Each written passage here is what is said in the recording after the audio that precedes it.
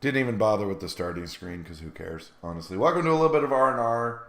Maybe another R. He's in Mexico. He might join us, especially if I notice that he tries to join, which is a cool feature. If, knock on wood, this all works. How we doing, Rob? Well, I just had too much candy, so my throat feels like it's coated in sugar. I'm gonna be drinking a lot of water today. Yeah, before we started, I was talking about the fact, because listen, I know this is, and I'll admit it, it's not a huge improvement, but I'm doing protein bars instead of donuts. And usually we've been doing fruit smoothies, which I love. We're juicing them ourselves, so they're really good for us. But then I'll like look in the fridge and be like, oh crap, that was in there, because I love drinking them. I just keep forgetting I have them. But Dude, is what it is. I would gain weight if I had those. Really? Because it is a lot of sugar. It's all kind of good stuff, but I would just down those like crazy. But yeah, we're going to get into it. I know I was talking to Rob about this before the show because obviously I have a couple free agency ones that I do think are interesting, but we're probably going to spend most of the show because the NFL's weird. It throughout the season was quite the roller coaster, but the ending. I mean, if someone came to you and said, "Hey, Chiefs and Niners in the Super Bowl again," you'd be like, "Oh, that must have been a pretty boring year." But in between was really weird. I mean, Buffalo kind of being up and down. Miami and Dallas couldn't beat a good team to save their life. Philly, Jacksonville was 8-3 and then fell apart. yep, and then Indianapolis with that miss pass could have made the playoffs instead of Houston. That hurt so bad to watch. Yeah, My wife is a fan of. I like them too, but one, it's yeah, it's so tough. That talk. I mean, I've been really. I mean, this is a very dead horse. I've been watching a lot of film, and one thing people talk about that people forget, not by the way saying it was a good pass, but you never know. Okay, was he throwing to a spot of where the guy for the route was supposed to be? And obviously, as a quarterback, the best ones adjust. The best ones are able to compensate. But the bang bang play, third string running back, you're expecting him to be maybe X, and he's over here. It happens. Man, who else fell apart? I mean, Cleveland did in the playoffs. Youth of some of the teams in the playoffs. There was one I was thinking of that was like, I mean, you mentioned Philly. one, isn't it weird too? Because I mean, we'll get into it more. I want to start with free agency, but just real quick, when you look back, and I've been doing this with film, you stop being as surprised. Like it was you or someone else brought up Cleveland on the road as the 30th ranked defense. So them getting blown out I shouldn't did have been back. that surprising. Right, they weren't good away for what the home road thing always seems odd to me because having played on the road, like you just have to rely on your guys. Yeah. And so I don't know if it wasn't a tight locker room. I know Deshaun probably had some negative impact there with him them not being sure if your starting quarterback's going to play or not. He's cleared, but he's still not playing because he's got this fully guaranteed contract. So he's not really like, is he even a football player? Meaning like, is he going to play through any aches and whatnot? So some of that comes down to locker room. People always look at talent. It's like, well, how tight is that locker room? Right. And you'll see teams that like Miami must not have been that tight because they fell apart, and then all their players left. Seemingly all their any good ones that the contract was up. So some of them went on social media kind of bashing their DC who left, which is not only not a good look, it's kind of like, ooh, what was going on there? That's not a good sign. Because like he's a good DC, but does it fit your players? I mean, we'll talk a little bit, obviously Niners and Wilkes, because I stand by. I don't think he's that great, but I also don't think he was set up to be great. I think that's an interesting thing. Jalen Hurts had a down year, but if you look in the film, the offense was garbage. Nothing interesting. Well, and the defensive coordinator was trash too. So. Well, and Acho, I mentioned before, made the really good point that, hey, if you're going to ask guys to do something, you better hope they're the right guys for what you're asking them to do. Otherwise, it's a square peg, round hole. But I do want to start with, and I don't know your thoughts. Maybe you've heard this somewhere. Why did Arizona trade for a quarterback? I don't understand. Who did they trade for again? Desmond Ritter from Wilson? Atlanta. Ritter. Yeah. Well, so it seems to be more of a thing recently. Of course, my dog wants out right now. She only wants anything. I'm not letting her out. She's fine. I let her out earlier. She only wants anything when I'm changing the kid's butt or like trying to feed him, and she wants attention. Well, funny, real quick, Blue does the same thing. If I'm like giving my wife a kiss or pay attention to the kids, he's like right here, like, okay, my turn, right? And you're like, no, go away. She might. Once I am done talking, I will quickly let her out. It's all good. But if you look at so what I was saying is, it seems to be a little bit more of a trend of get a really good backup, which, and what I mean is, like, everyone always wants a good backup, because if your starter gets hurt, you want someone who can actually kind of right the ship until the starter gets back, or God forbid the starter's hurt for the year. You have something that you can build on. But even more than that, it seems to be more of a more recently of get the quarterback that fits what you're doing. Yeah, in the sense of like, yeah, that's true. So Kyler Murray, Desmond Ritter. Kyler is obviously far more talented than Desmond Ritter, but Desmond is a little bit, he's not, meaning he's not Kirk Cousins, which is much more of a stationary pocket passer. Ritter's, I'm not saying he's like the most mobile quarterback just because he can't throw as well as other quarterbacks. He will rely on that a little bit more. Josh Allen, they got Mitch Trubisky, another really big, strong, big arm runner type quarterback, and you kind of want that. And I know like Kansas City doesn't have that. They have Mahomes, and then they had Chad Henne, which wasn't mobile, but they're very cerebral guys. As much as Pat is really good at running, knowing the offense, being very cerebral is like their top thing. Yeah, but we talked about it. I think he doesn't get enough. I'm listening. Let your dog out, because you have the fun wireless headphones. We've talked about it. I don't think he gets a ton of credit for like his 3rd and 20 runs, but Patrick is not a running QB. He's just really, really good at selecting when he runs. For your backups, you don't want a quote-unquote running quarterback. You want a guy who can run an offense. Where I'm torn, and I think this is part of it, is they also, and I'm not saying the receiver they traded was amazing, but you also traded a receiver. You lost Hollywood Brown, so you're trading for a QB, and I get it. It's obvious they're going for Marvin Harrison Jr., because you absolutely do that. He's as close to a lock as you're going to have in the draft. He's awesome. But why are you now like taking away weapons from your? That's the part that's weirding me out. That's where it's throwing me off. So to continue on, like with Hollywood is, I saw a stat. I think it was today or yesterday that he had like it was like 50% of the targets he caught or something like that. But they were saying he was misleading because he's a deep threat, so those aren't always accurate. He's had a bad quarterback pretty much all year, except for the few that Kyler played. Yeah. So he actually looked worse than what he was. But if you look at the going rate of wide receivers of his ability, and he might be one of the better ones. He might be the best wideout that wasn't Keenan Allen. In a sense, and he's not really had phenomenal quarterback play. As good as Lamar is, he is better with his legs and his arm. It was expensive to get those guys. He took a discount with Kansas City because it's Kansas City and Pat Mahomes, right? It wasn't a.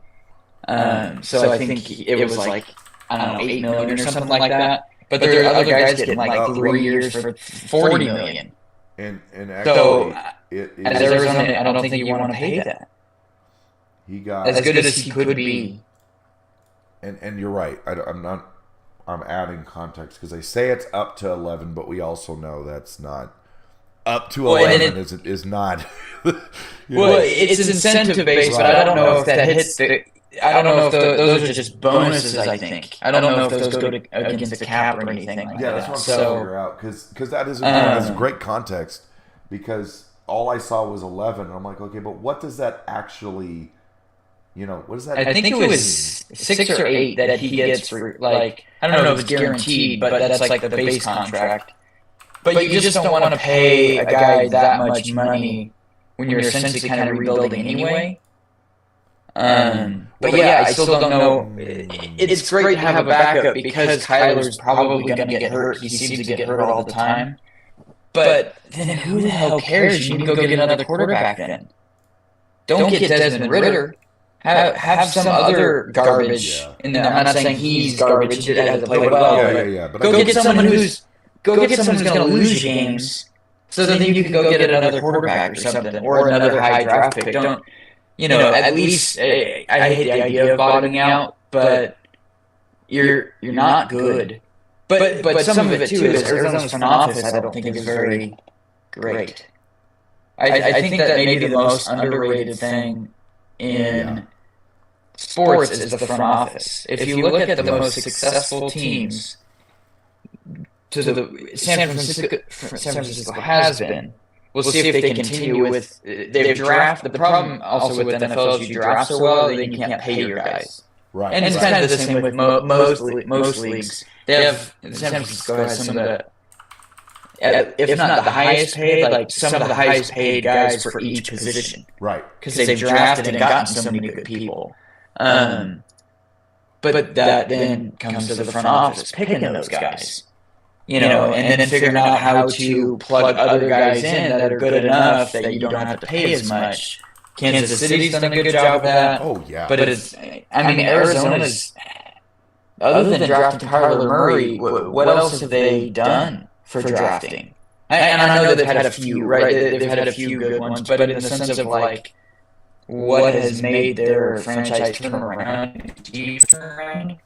And then a big question for franchise quarterback we brought up before is this guy that's going to demand change? Yeah. Meaning, like, how we've talked about different quarterbacks can they fit somewhere else and be successful. Pat Mahomes is so demanding on his guys to do what they need to do.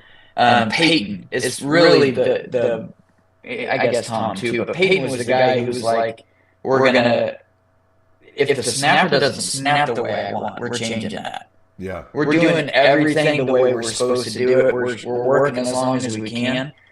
If you get that guy in there, then your front office starts to work a little different. But, if you get Kyler who's playing video games and it has to be put in contract and not play video games and watch film, bad. That's poor relationship within the two, that they don't know him well enough to just come to him and be like, dude, we need you to watch film. I know you're talented, I know this, whatever, but that also means he's not a franchise-changing quarterback. I'm shocked they gave him he's a really good quarterback. Well, the problem with Arizona, as we know, you being there and you having been there, it's hard to fill seats with Arizona people. Cowboys people show up, 49ers people show up, Rams people show up, every other team, Packers, Vikings, it's always half.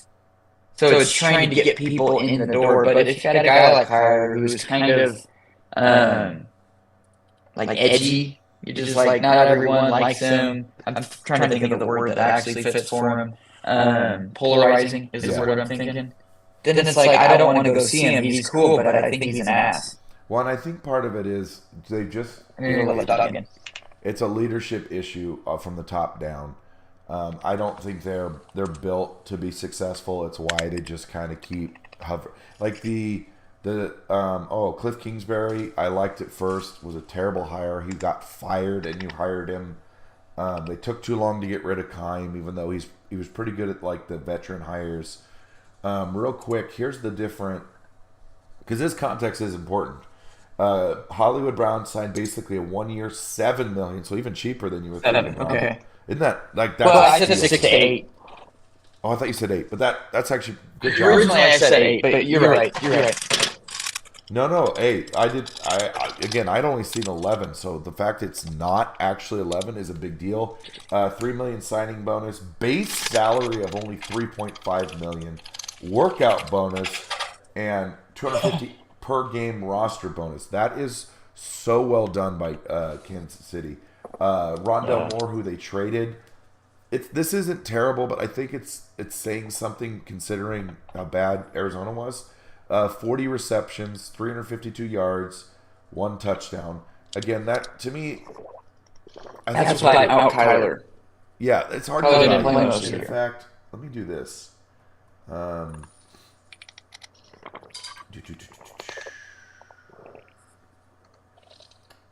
Sorry, I want to see his game log.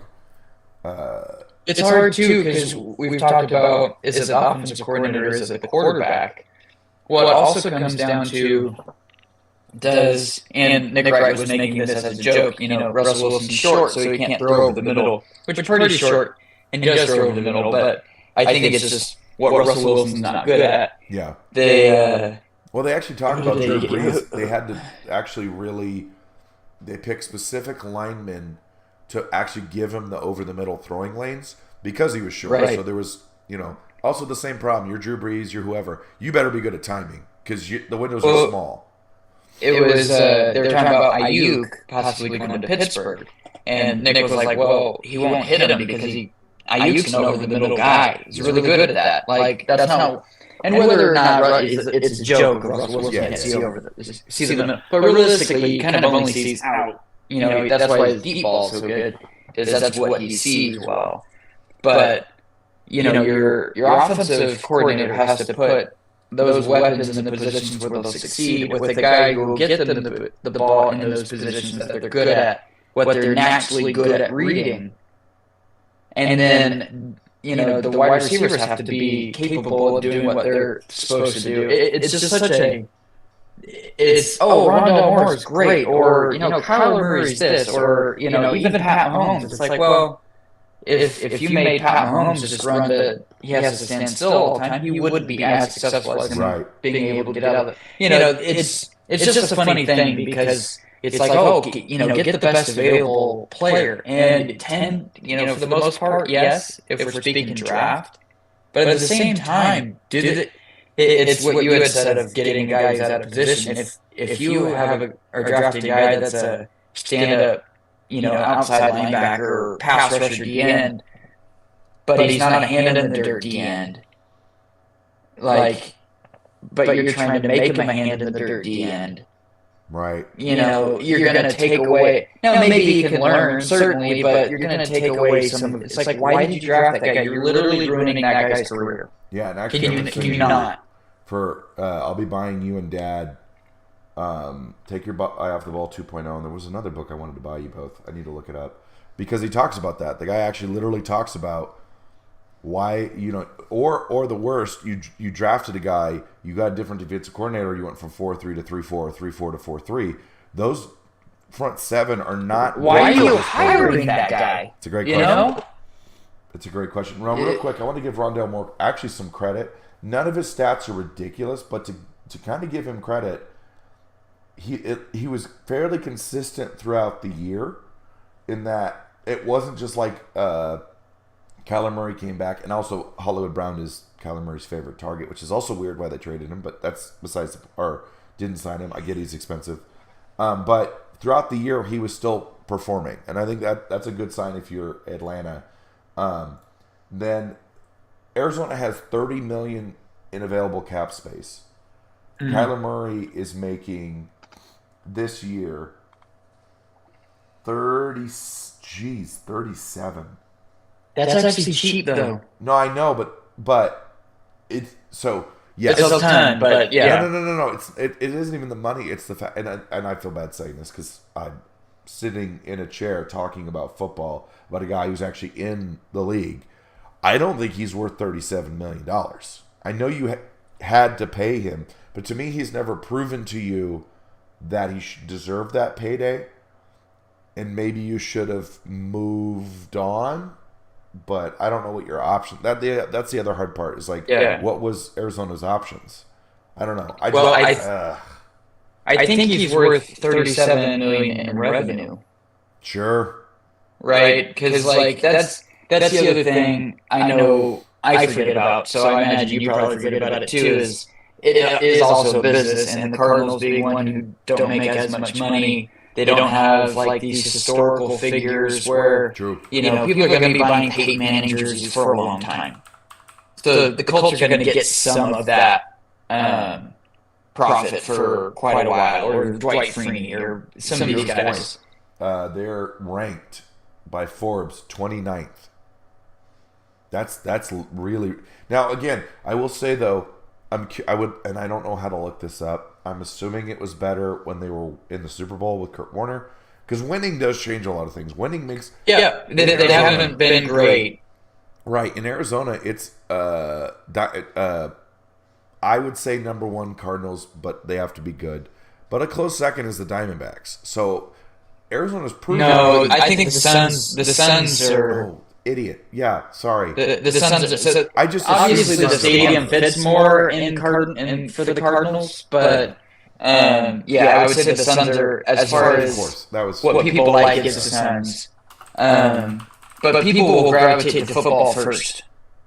They will only go to Diamondbacks games if they have some crazy stud, which they have, but it's been the only guy. They went to the World Series last year, though, didn't they? I think they went last year or the year before. I think they got close last year because they beat someone. Oh, they might have been. They might have been the championship, the league champ, or the NLCS. They definitely blew people away because everybody's like, "How are they here?" But anyway, the Cardinals. I forgot the Suns. That's embarrassing. They're probably, and then when the Coyotes are really good, people really get after the Coyotes. But again, smaller stadium, so even on a bad day, Cardinals can still fit more people who aren't as interested. Well, and the problem, and this is beating an extremely dead horse. The problem was where the stadium's located. If it was in the middle of Phoenix, I'm sure they would do better. Lost? No, you're right. 2023 lost 4-1 to the Rangers. Wow. Well, they beat the Philly 4-3. Yeah, that broke a buddy of mine's heart. He's literally from Philly, so that was. But sorry, I think I forget Suns just because they're like, of course, everybody loves the Suns. Well, they have Durant, so they don't feel like the Suns because they actually have like a big name. They're not doing great though. Yeah, they should. I mean, Durant's going to kill him. Durant's killing it right now, though. But or was. I say they're not doing great. The West is loaded. They're 41-29. They are the 7th seed, but they're 12 games over 500. So 41-29 is pretty good. Yes, it's just the West is. What is that? Is that 70 games in? Yeah, 70. So they got 12 more. So Thunder are 48-20. That shows you how much I follow basketball. Thunder's really good this year. But, like I was saying I still would say Cardinals are right there with the Diamondbacks. And Arizona's proven, hey, if you win, we'll watch your stuff. I get we love the Suns, but it's partially because the Suns were good. You are more likely to have fond memories and give teams a longer leash when they do well. Everybody in Kansas City is a Chiefs fan because it's easy right now. And I'm not even saying they weren't good before that. They've supported that team for forever. They have a very good fan base. But you're naturally going to have more fans when you're winning. Like that's how it is. So I don't love how the Cardinals run their organization. I also understand, like you said, it's a business. But were there any other like free agent or draft stuff that was kind of stood out to you, or do you want to go right into the hey, let's review the year? I'm trying to think of who. I've not kept up on it like you have. I've been on social media a little bit more recently, but I don't really look at.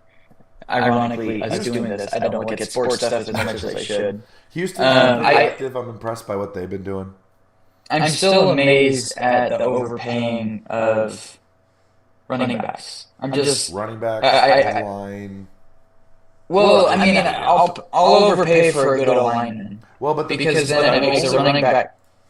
I will only disagree with you in that what I've noticed, and my only complaint with the browser I use is it wants to do like this movie animation every time I open it up. It's like, you're a browser. You don't have to like, you know, was it THQ or whatever when you're watching a movie, like the surround sound. Annoying. But the only thing I'll say, and this happened way back in the day when the Cleveland signed Goldston from the Niners. It's like they treat this one player like, well, if we give him all our money, we'll be good. You're like, but you have a good lineman, but who's your quarterback? Who's the rest of your weapons? Right. No, I mean it in the sense of like a running back, like Saquon was considered top 2 or 3 last year. And even though I know he was hurt, but you're just looking at like what he's done. Like if he's healthy, he's like the second or third guy, and he doesn't impact winning enough. Whereas an O lineman, if you just think of it in the sense of what we can or can't do if certain things happen, even with a bad running back, you can still run the ball. Oh yeah. If your O line creates a hole, because if they create a hole, they're getting 3 yards, right?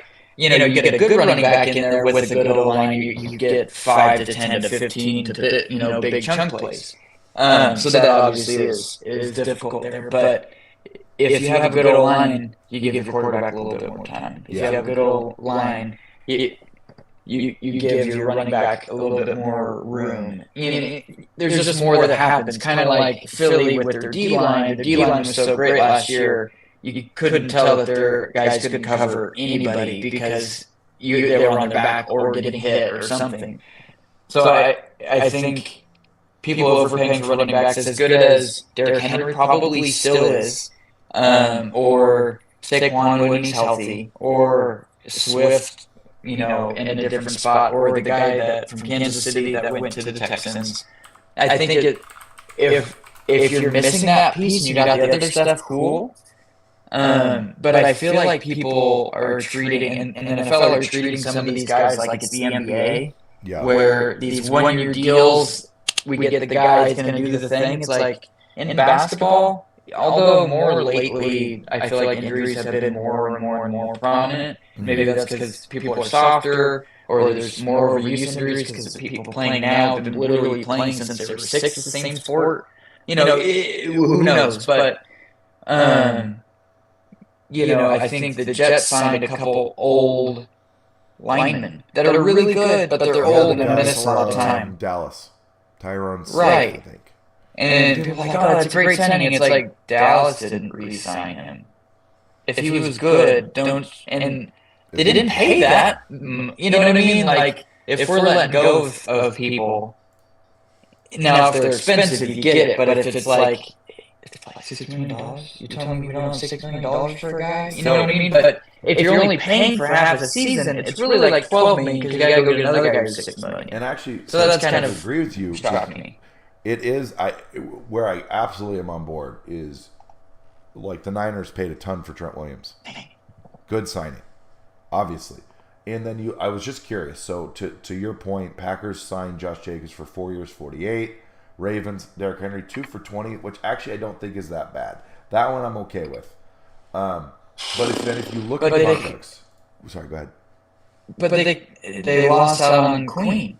Yeah, Queen was the same price. I would love to look to see if it was him or Henry, because I don't know. I mean, you might be right. I don't know how that works. I don't follow Ravens enough. I really should. Because I agree with you. I think they're going to miss Queen way more than Henry's going to add. So if that was your options, you chose poorly. I agree with you. Now, if I look at contracts, the highest paid one is Christian McCaffrey. That's a friggin' unicorn. He don't count. With what he does for the Niners, he's worth every penny. Next is Alvin Kamara. Probably for the Saints, that's probably worth it. He really can. He can do what McCaffrey can do. He maybe not as hard of a runner, but a really good pass catcher too. Yeah.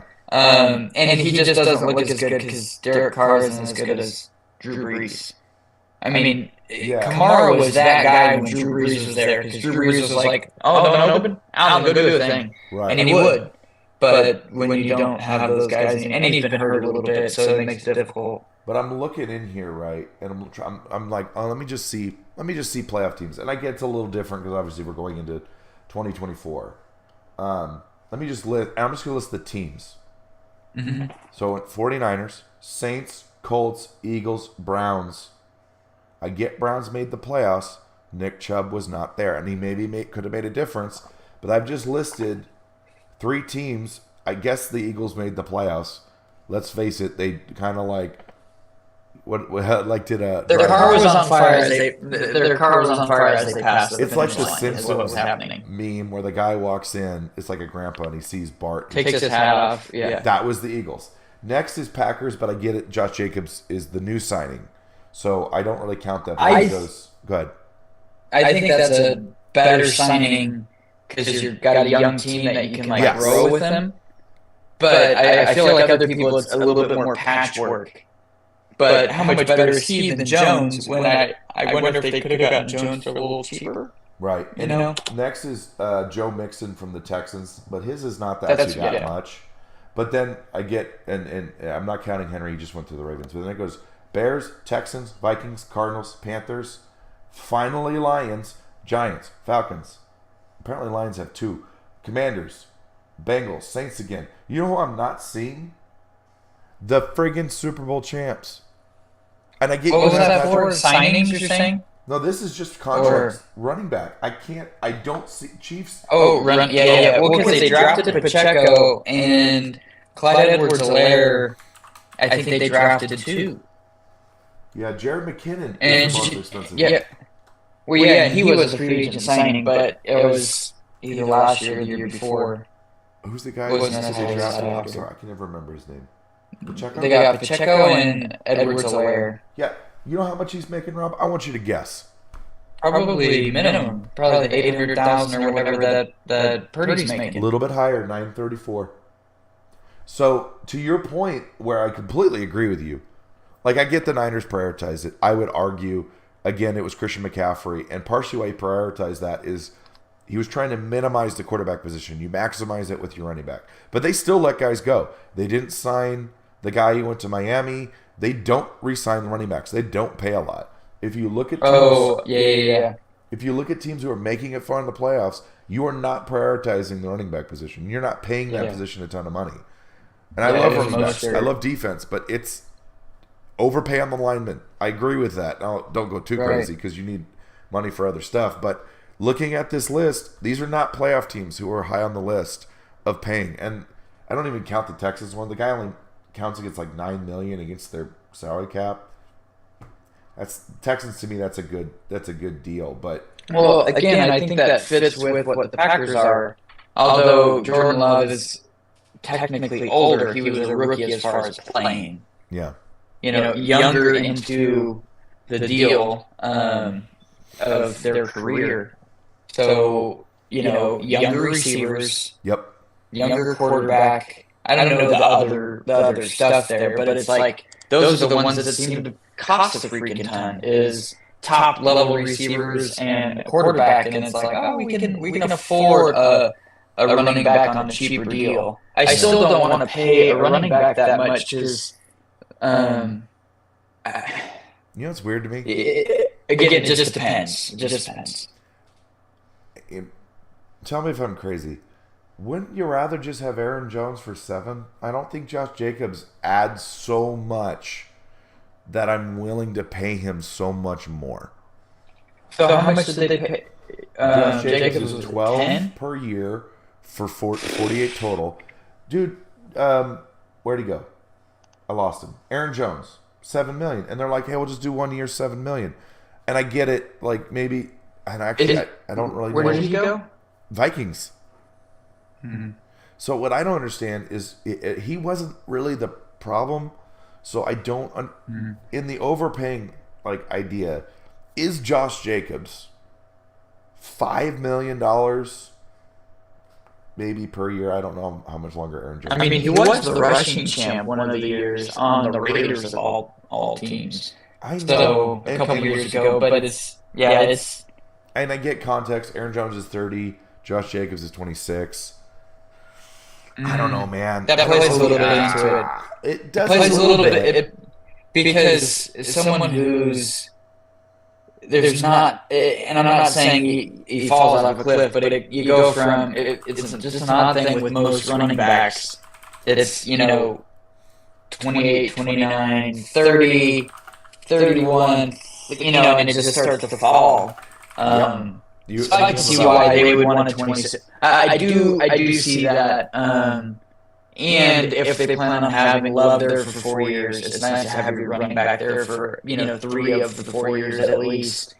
A lot of those wideouts were in their second year, maybe rookies, maybe third year. So they can actually grow the offense. But again, that goes to, does the front office know what our offensive coordinator wants with how much money we have and our trajectory and where we're at? Are they going to win the Super Bowl next year?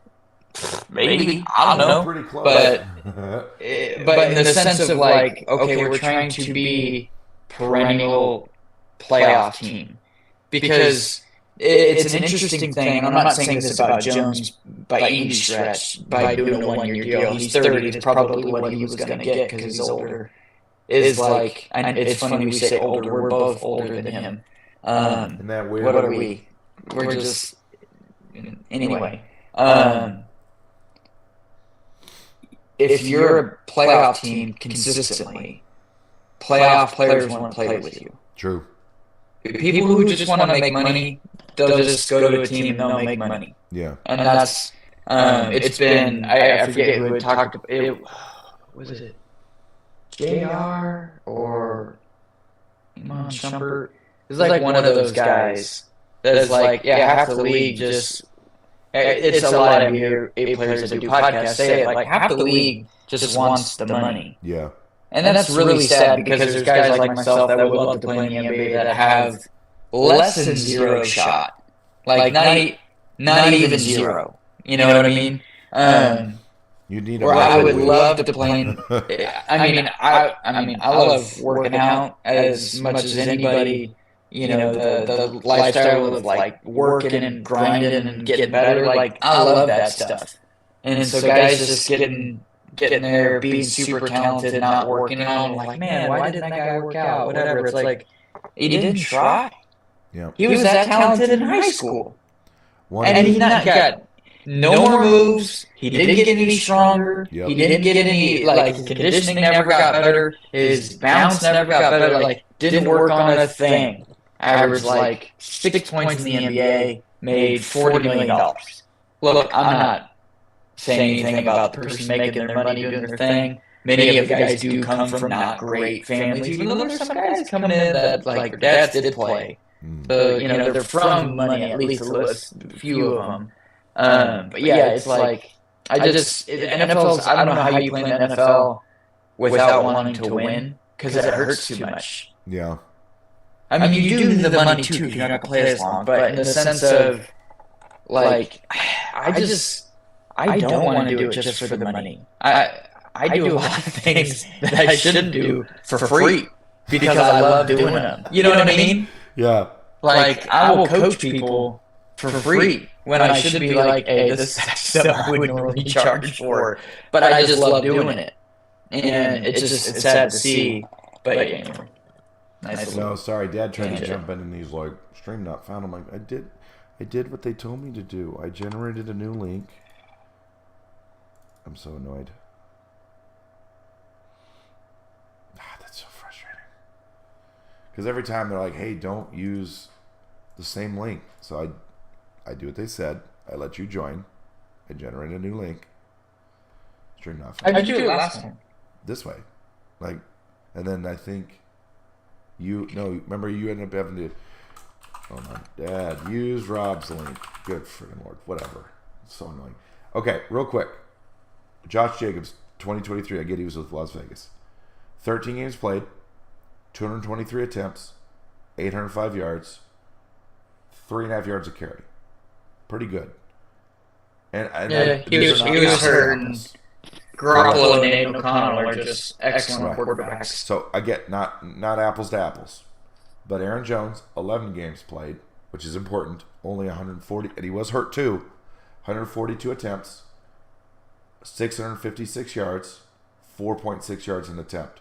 Again, Green Bay is better. Josh Jacobs will be better in Green Bay. No argument, obviously. Duh. Well, it's also assuming he fits the scheme that they run. True. Some guys like zone, some guys like, some depends on what it is. I don't know what they are. I don't know either, but that is important context when, and I love running backs, I love defense. I just don't know. It's the, I mean, they love it in baseball, and I think it might be used in football, is like, how many wins do you really give us, right? Like, how many, if I put in your wins above replacement, I think that's wins above WAR. What's your WAR? And I think that is a really good way to look at it, is like, okay, so if I paid someone $5 million more a year, does he get us past the Niners? Does he get us past Detroit? And he might. We don't know, but that's the gamble, and I don't know if it's worth it. That's where I'm at. I don't know. Within that perspective, again, I watched first thing first. Y'all didn't know, and for y'all, I mean, basically, Dad, because he's the only one watching probably at the moment, or forever. Chris Jones signed for like $32 million or something like that, highest paid defensive tackle. And so Nick looked it up, and essentially like the top 5, 7 defensive tackles, whatever that last one is of kind of that elite group, is making like $24 million. So he's like, so if you think if we're trying to get someone a little bit better than just that maybe 7th guy of the top 7 defensive tackles, say it's like 25, 26. Is Chris Jones worth that $6 million? Because the $6 million that you use on another defensive tackle isn't going to do anything that Chris Jones or Aaron Donald would do. Yeah. So there is a point to paying certain positions more, because they're going to do more than if you got someone. Maybe you only get, if you're paying a quarterback $45 million, Patrick Mahomes. Well, we want to pay someone 25 to 35. Well, okay, you get Jimmy Garoppolo. Right. And Jimmy went to the Super Bowl, whatever. Guess what? Jimmy can't do anything. Literally none of the things that Pat does. Jimmy got to the Super Bowl. Jimmy didn't go to a Super Bowl. Yeah, I think people forget he threw the ball 8 times against the Packers. We ran the ball like 40-something times, and he still almost threw a pick. No, still almost threw a pick. Against Minnesota, he got close. Was Green Bay the conference championship game? I think because it was whichever year they ran. He threw the ball only 8 times. I don't remember if he threw a pick, but he threw it into the hands of a defender. Here, whether or not it was picked, I got. But so there is something to be said for that. Whereas, like, you look at wideouts. Yes, Jamar Chase, Justin Jefferson, Tyreek Hill, Devontae Adams. I know I'm missing. The guy for DK Metcalf, and then the guy for the Eagles, AJ Brown. What I name 8 there? Yeah. Obviously, all of those are kind of the top guys. Unfortunately, our guy Debo is in that like top end payment. Doesn't do anything that those guys do. Now they don't do what he does. Tyreek can do what he does. If I'm being honest with you, because Tyreek is much faster and much stronger. But I think when you look at wideout, you could get all. Maybe I can't get some of those over the top plays sometimes, but I would rather have 2 receivers that are worth $12 million a year that do really good things, and maybe one is more of a slot, cross the middle type of thing.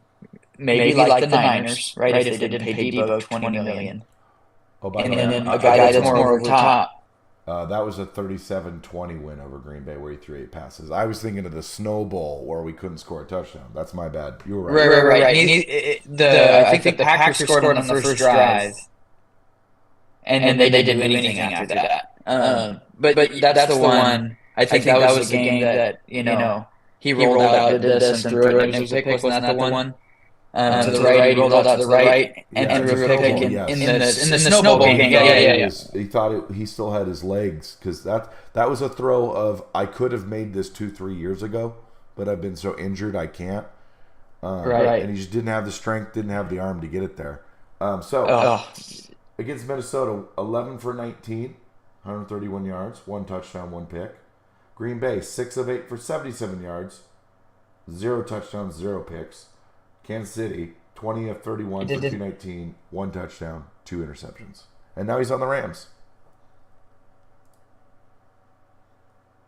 Don't understand that signing, because he's garbage. Anywho. Well, but again, competent backup. Stafford's not running around anywhere either. Sure. So, I mean, Stafford gets hurt. Garoppolo can step in and do things, but it is such a hard thing for teams to. Man, I don't envy anyone having to make a team, because you go get a Garoppolo, because as a backup, he's shown he can be a part of a team that goes to the Super Bowl. Right? I'm not saying he's good enough to lead a team, but the year that Stafford won it, he was good, but they had a great defense too. You know what I mean? So like, it wasn't all on Stafford, and no one could guard Cup or Beckham. Beckham was going to be MVP of that game if he didn't get hurt. Yeah. I mean, he was wide open. He was what is position called wide receiver, wide open receiver. But is it better to go take a flyer on a young guy? Yeah, kind of what Pittsburgh's doing. Hopefully they don't stick with Russ. Hopefully they go with Fields, because they actually have to pay Fields if they want to keep him after this year. True. And it's like, that's 20 mil. It's like, I think if I'm going to pay the guy 20, if I'm going to pay him that, I want him playing. But you go take a flyer on a guy that can grow. I don't know why no one has tried the Jordan Love, Favre, Rodgers deal, where you go get a guy that, not expecting him to play, you give him a couple years.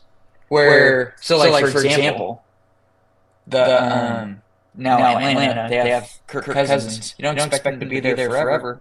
Go draft someone, or get someone that you think might be able to be the future. Maybe it's Trey Lance. He's not had enough snaps. We have no idea. To where you give him a couple years to really learn and build confidence and all that stuff, and then maybe he's the guy. But there's too much of this. Either you go get that known commodity that's not, let's be honest, isn't good enough, or you allow Alex Smith to, all right, hey Pat, this is kind of how the NFL works. 15 games. Oh, you lit it up. Week 16. Looks like you're pretty good. Next year, I'm not saying Alex had like this huge impact in the sense of he would have never been Pat Mahomes, but Alex is a very smart individual, had a lot of offense coordinators, went through struggles. I'm sure they had great conversations. Well, look who it is, vacation boy. Well, what's weird is it actually. Oh wow, man! I gotta fix that. Careful. Yeah, don't make people sick that aren't watching. Wait. There we go. That's better. Whatever you're doing, stop it. Flipped it all over. It was like he was looking at the pictures on his phone and editing it, just hitting rotate. Flip. Well, it made me download Streamlab to join the call. And I'm like, anyway, who knows? I'm here. How you guys doing? Good. What's a hot topic these days? Well, so we were kind of talking, and I do think it's an interesting discussion, is the, we were looking at Pittsburgh, right? You have Russ and Fields. Rams just grabbed Garoppolo. Which, is it really? Oh, yeah, $4.5 million. Wow. I mean, to Rob's point, he's probably a competent backup. He scares the living daylights out of me. But he's not ours. Who's ours? Who's the Niners? Because we lost Darwin and Josh Dobbs. which I actually like that. I like Josh that. Dobbs! He can win a couple games if needed. Purdy don't get hurt, though, because we're screwed. If Purdy gets hurt, we're toast. It's got MVP or not, whether or not he's an MVP, those other two are not. No. So we can't use them. Backups. They're 100%. Yeah, they are. But the interesting part... Go ahead, Russ. Well, I was just going to say, it is interesting. It would be interesting to do the who went here, right? I mean, the amount of quarterback mystery all by itself was, which was amazing. I was just stunned at how, everybody went everywhere. And I get some of that is, Pickett's, they said that, he didn't respond well, blah, blah, blah. But the other moves, right? I mean, and somebody, I can't remember which little blurb, man, they were, I don't know, it was Cousins' response was like, I'm not guilty. Or I don't feel guilty. I don't remember how he put it. It was like, someone's going to give me a ton of cash and come play for him. And Minnesota is not that much better than Atlanta, or the other way around, right? So it just seemed like there were so many moves. I was just trying to keep track. You ready? So, Kirk to Atlanta, Baker to re-sign with Tampa, Russ, Steelers, Minshew, Raiders, Brissett, Patriots, Winston, Browns, Taylor, Jets, Darnold, Minnesota, Locke, Giants, Tyler Huntley, Browns, Dobbs, Niners, Rudolph, Tennessee, Josh Johnson, re-signed with the Ravens. Good Lord. By the way, doesn't some of those are really weird. Doesn't even include the Fields to Pittsburgh trade. What were you saying, Rob? Or what? Did that include the Ritter to Arizona? Did you say Ritter? No, sorry, because that was another trade. And that also does include Garoppolo to the Rams. But like the Rudolph to Tennessee is kind of weird because they already have a young guy. So it's like that does. They're just like don't have two young guys in there. Have a young guy that's either gonna run the ship and have the old guy helping him, or have the old guy running it and the young guy learning. Like I feel like that needs to be. And I forgot. Pickett went to the Eagles. Kenny Pickett got traded to the Eagles. Right. Which I also learned. Why did a little thumbs up? Did Dad give me a thumbs up? What is that? We have 0 viewers, so I have no idea. Yeah, right. So for some reason it was going dark. I was just picking my nose right now. Exactly. Did you give me a thumbs up? Is that what you did? Nice. I don't think we can do it. I don't know how. Okay. Little mysteries, guys. Mysteries. No. You were gonna. Russ, you in one of our Marcos, you made a comment about Ritter to Arizona, and you were just like, what? Yeah, we talked about that. So Rob made the good point. Is it seems like a lot of teams, and actually we even use Mahomes as an example, right? They're not going to have a backup be a running quarterback. They want kind of an old school backup because how good Mahomes is at running that offense. But if you're Arizona. And it's no disrespect to Kyler, but what he does best is with his feet and his creation. Yeah. So you're picking up a guy. Well, go ahead, Tim. It's with his arm created by his mobility. Correct. Right? He's a good runner, but he's so small. You hope he runs and throws instead of runs. Get down. Baseball slide. But yeah, so you pick a guy who, in theory, right, especially, and again, we talk about ego, and I don't want to bag on Ritter too much because I think their coach was terrible, really bad. Arthur Smith. So good luck to Wilson. True, but in theory, you're thinking he's kind of a similar version to Kyler because you want the game script to not change. Niners ran into that when Lance went down, although I thought Shanahan's plan with Lance made no sense. Talk about just let the poor guy sit because this is not working. But they had to throw out a lot of what they were doing with Lance because obviously Garoppolo's not running up the middle.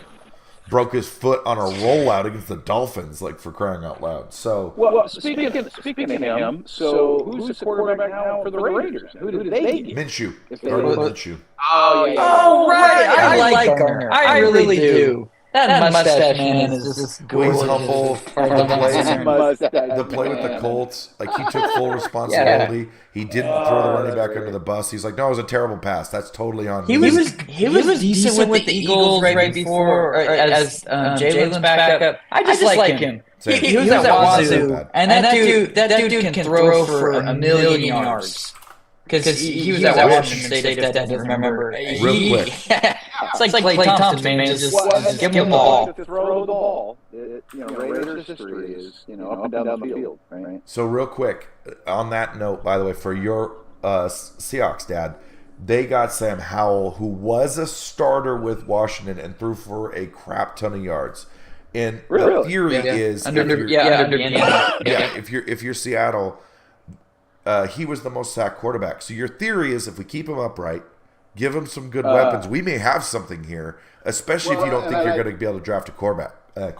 Right, and I think they got 3 offensive linemen, I think, in free agency, if I remember. 2 OL, right, where you put them where you want, and 1 tackle, and they haven't even, we haven't entered draft yet. So the question I have, and you guys may have talked about, who do you think did kind of the best at free agency? I'm actually really happy with the Niners right now, to be honest with you. You're what? I'm really happy with the Niners have been doing. There's a lot of drama around Ayuk, but we actually, in my opinion, like, we didn't do anything crazy. I like that we're pursuing a safety. We, I think, signed a pretty darn good cornerback who was ranked pretty highly, let Isaiah Oliver go, replenished our defensive line with some really solid pieces, got a good linebacker from Buffalo. So I'm happy. I don't know if they won free agency. That's tough, but I like what they've been doing. Hey, look, the amount of people that are willing to renegotiate their deals. Yeah. And make them, take like huge cap hit and make them, what do you call that? Incentive? Right? Incentive. Like, it was a big number. It was 20 plus million, and they flipped it to incentives. Oh, yeah. And the guy, and then, the fullback took a different deal. Juice took a different deal. There was like 2 or 3 that were really. And you know what? I think Bosa and Warner. I know Warner did. And you got to say, look, you're all in if you're willing to do that. You are all in on one. It's incentive, so you got to go out now and earn that buck, right? Number of tackles, however they. And I love looking at how we're structured because. It is pretty cool. How many catches, how many this, that, and everything. But if you're confident in your team, you're confident in yourself. Well, think about it. You have one more year of Purdy's really low deal. You are going to be in a kind of cap hell anyway. So you have to maximize this year. You don't have a choice. Yep. You can't wait. It's just going to get worse. Back a little bit next year. And you're okay with that, And like you said, Russ, it will be interesting to see what Purdy does, right? What he's willing to do. I mean, look, third year, if he does what he did in the first 2, he deserves a big deal. But will he say, oh, no, wait a minute. I'm going to get all these endorsements, like you say. I'm going to take 20, 30 million instead of whatever the going rate is. And we're going to continue to win, right? Because I want a ring. And technically, multiple rings. Here's the interesting part, too. And I don't know, Purdy, it's actually why all this drama with Ayuk. Ayuk actually has another year under his contract. They don't have to do anything. But it's one of those, if you're a player, do you push and say, okay, yeah, you guys could not, but I've earned it. You know what I mean? Because Ayuk has one more year. He's not a free agent this year. They don't have to do anything with his contract. So did we get a dad inception? Yeah. Do you have 2 dads on your screen? I'm pretty sure Dad's what? Yeah. There's 2. Oh, there you go. Now you're back. No, there was 2 of you, Dad. There was a frozen screen and a. I have no dad. Oh, what's happening? So there's 2, but only Rob can see him. Well, I'm going to keep talking until it lets me bring him back. So, what? Because I can't actually show him. I can't see him. Robbie can, which is hilarious. Yeah. Well, yeah. He's back. He's not for To my answer to answer your question, Dad. I think the teams that didn't overspend on, we had talked about this and you missed it, running backs. I think there's several teams that overspend on a running back, and I think that's dumb. I think the Chiefs did well in that they didn't lose the best defensive tackle, and they kept the best corner. Like, they didn't have to do other things. They won. Then they got Hollywood Brown. And I don't know if they lost anyone that was worth much, like note. So I think we might be set up for another Super Bowl rematch, which I would hate. I would hate that. I would really hate that. Because I just don't. The Niners would probably win this one because it's hard to just continue to beat a team. Because we lost to them in the regular season as well. Real quick, Dad, could you leave and come back because I can't add you. Keep going. See ya. Sorry. Boy. It doesn't show him for me. Get out of here. He said get out of here and come back.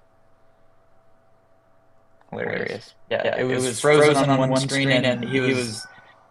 And then he started doing this to try and get the other screen to work. Dad, the other screen's frozen and you're separate. But I agree with you, by the way. I think Chiefs are set up.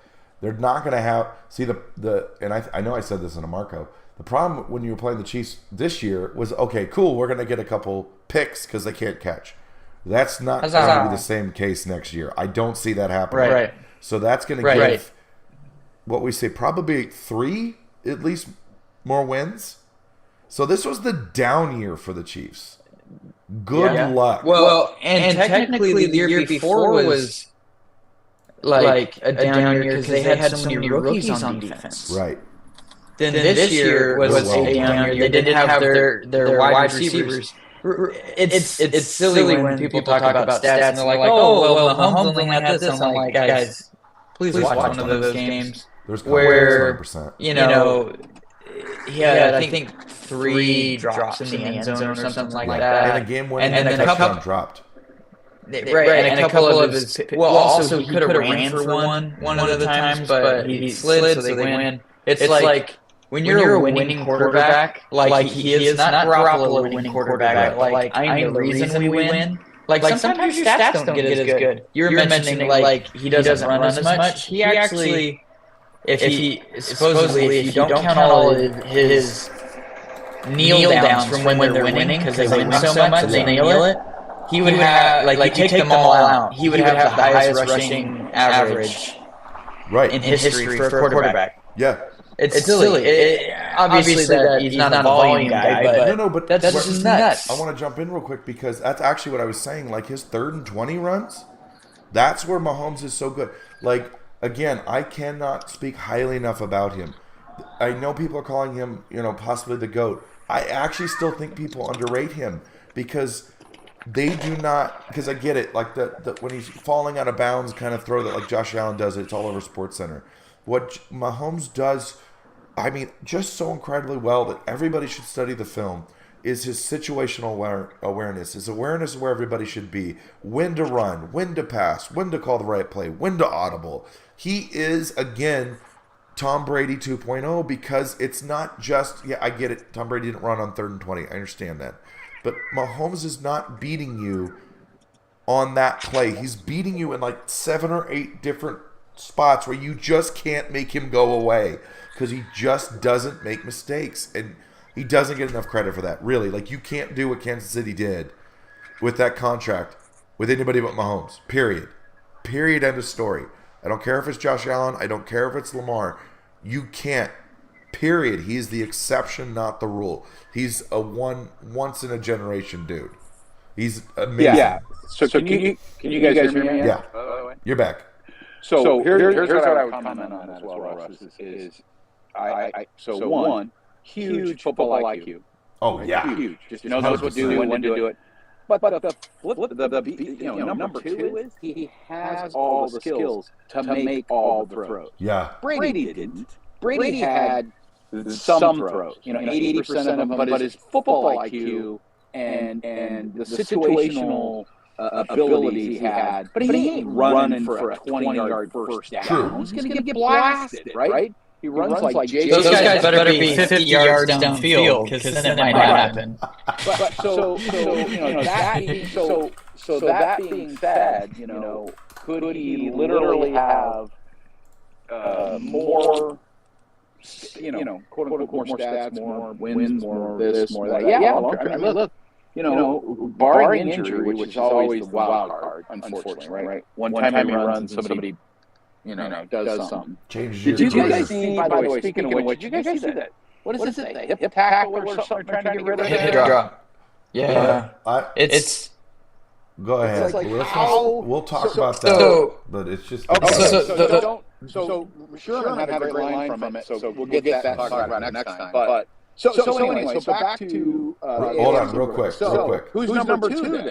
Real quick, If Kansas City Rob, is- I want you to finish your thought, and then I want to actually tell you Tom Brady's career rushing yards. So go ahead, real quick, Rob, on the hip drop tackle.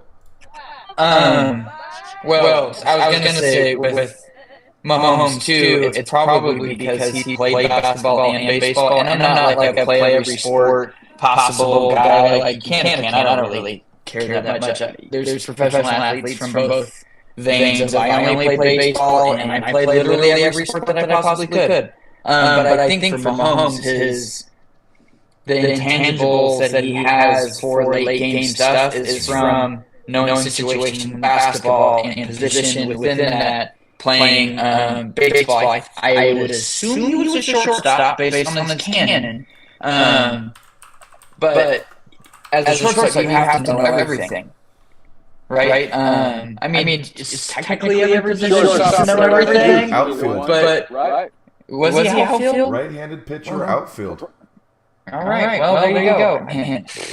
Maybe he's because he's slow. In a sense, he's not like the quickest guy. But You've talked about it. He's not a fast runner. But all that being said, is like he's played those other sports that kind of understand some situations, and his generation too, a little bit more Madden guy, where you're playing Madden, understanding like time, possession, and clock, and out of bounds, and whatever. So I think some of that has come to do with it. But the thing with the hip drop.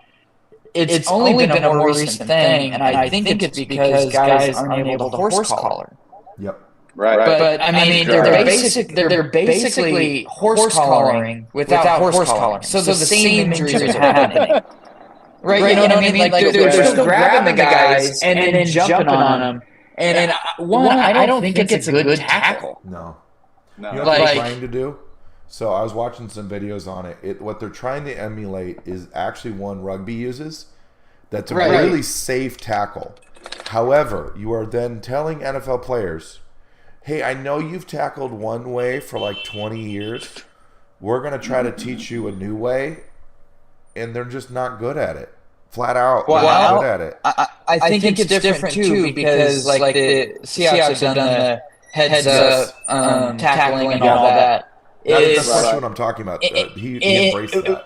But in the NFL, different than rugby, when rugby you get tackled, you turn and you put the ball backwards, you still have possession, and you can keep going. Right. In the NFL, you are fighting for every yard. Not that they don't rugby, but there is a next play for them. Right. In the NFL, there's not always a next play, right? Because it's fourth down or or it already is fourth down. So like you have to get those yards. Rugby players are much, and I don't want to say give up in the negative sense. They will give up when they know it's there, because then they can get to the right. Because if the guy if they struggle too much, and the problem is if you can't get the ball out and behind you in rugby, because all the defense is now on you, then you give up possession.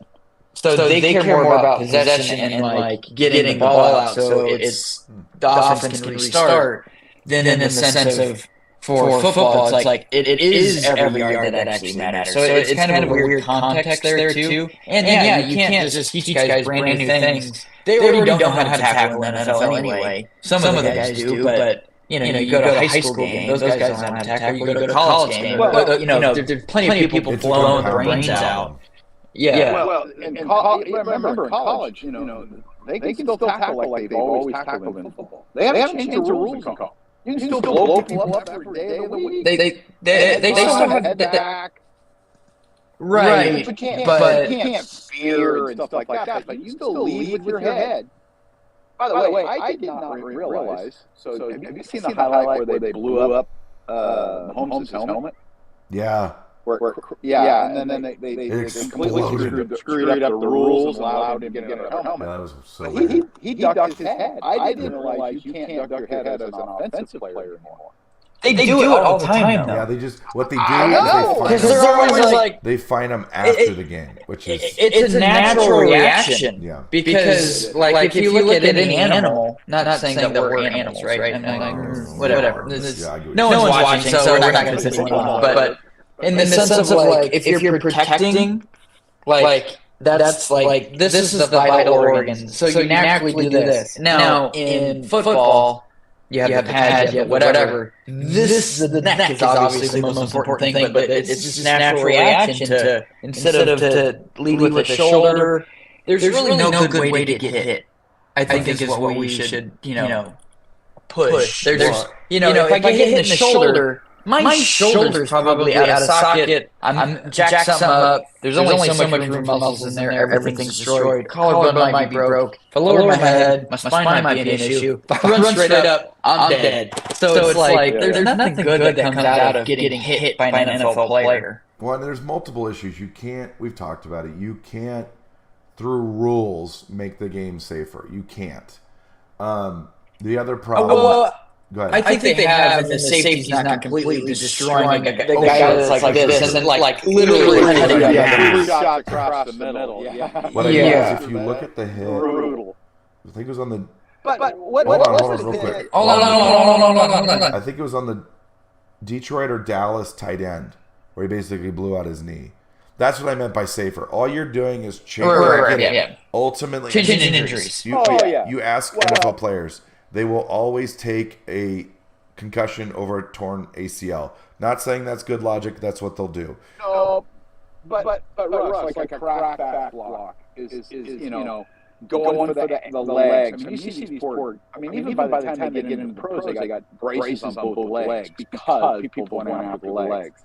Well, they're really just used to it now, though. They also get for O-line. O-line, it's like it's mandatory in college, and then they just keep it through the pros because they're so used to it by that point. But it is one of the things Rob you brought up when we talked about basketball is that because of the inconsistency of officiating in general, that's where you end up with all this ambiguity. Remember the one where the guy got hit, legitimate solid hit, knocked him out about the two, and they called. That was Vernon. Yeah. Against the Seahawks. Vernon got hit. That was a flag I got getting hit too hard. I think it was Chancellor. Wasn't it Chancellor that just... I mean, dude. Whoo! Right. Yeah. He laid lumber in.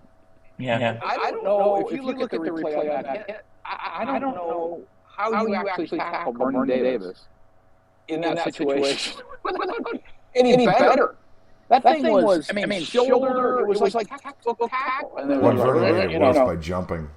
Yeah. Well, all I mean by that is, and I highlight that one only to highlight the inconsistency of NFL, obviously NBA too. Rob says it all the time. You call traveling here and you don't call traveling there. Pretty soon they're never traveling anymore. They don't call traveling, so... But so you look at a pass interference call, and you're looking at it going, okay, what was there between that call and a roughing the passer? Oh my gosh! They showed the one where they tattooed Mahomes right in the chin, and then they showed the one where the guy literally put his helmet and arm and shoulder pads across Purdy's face.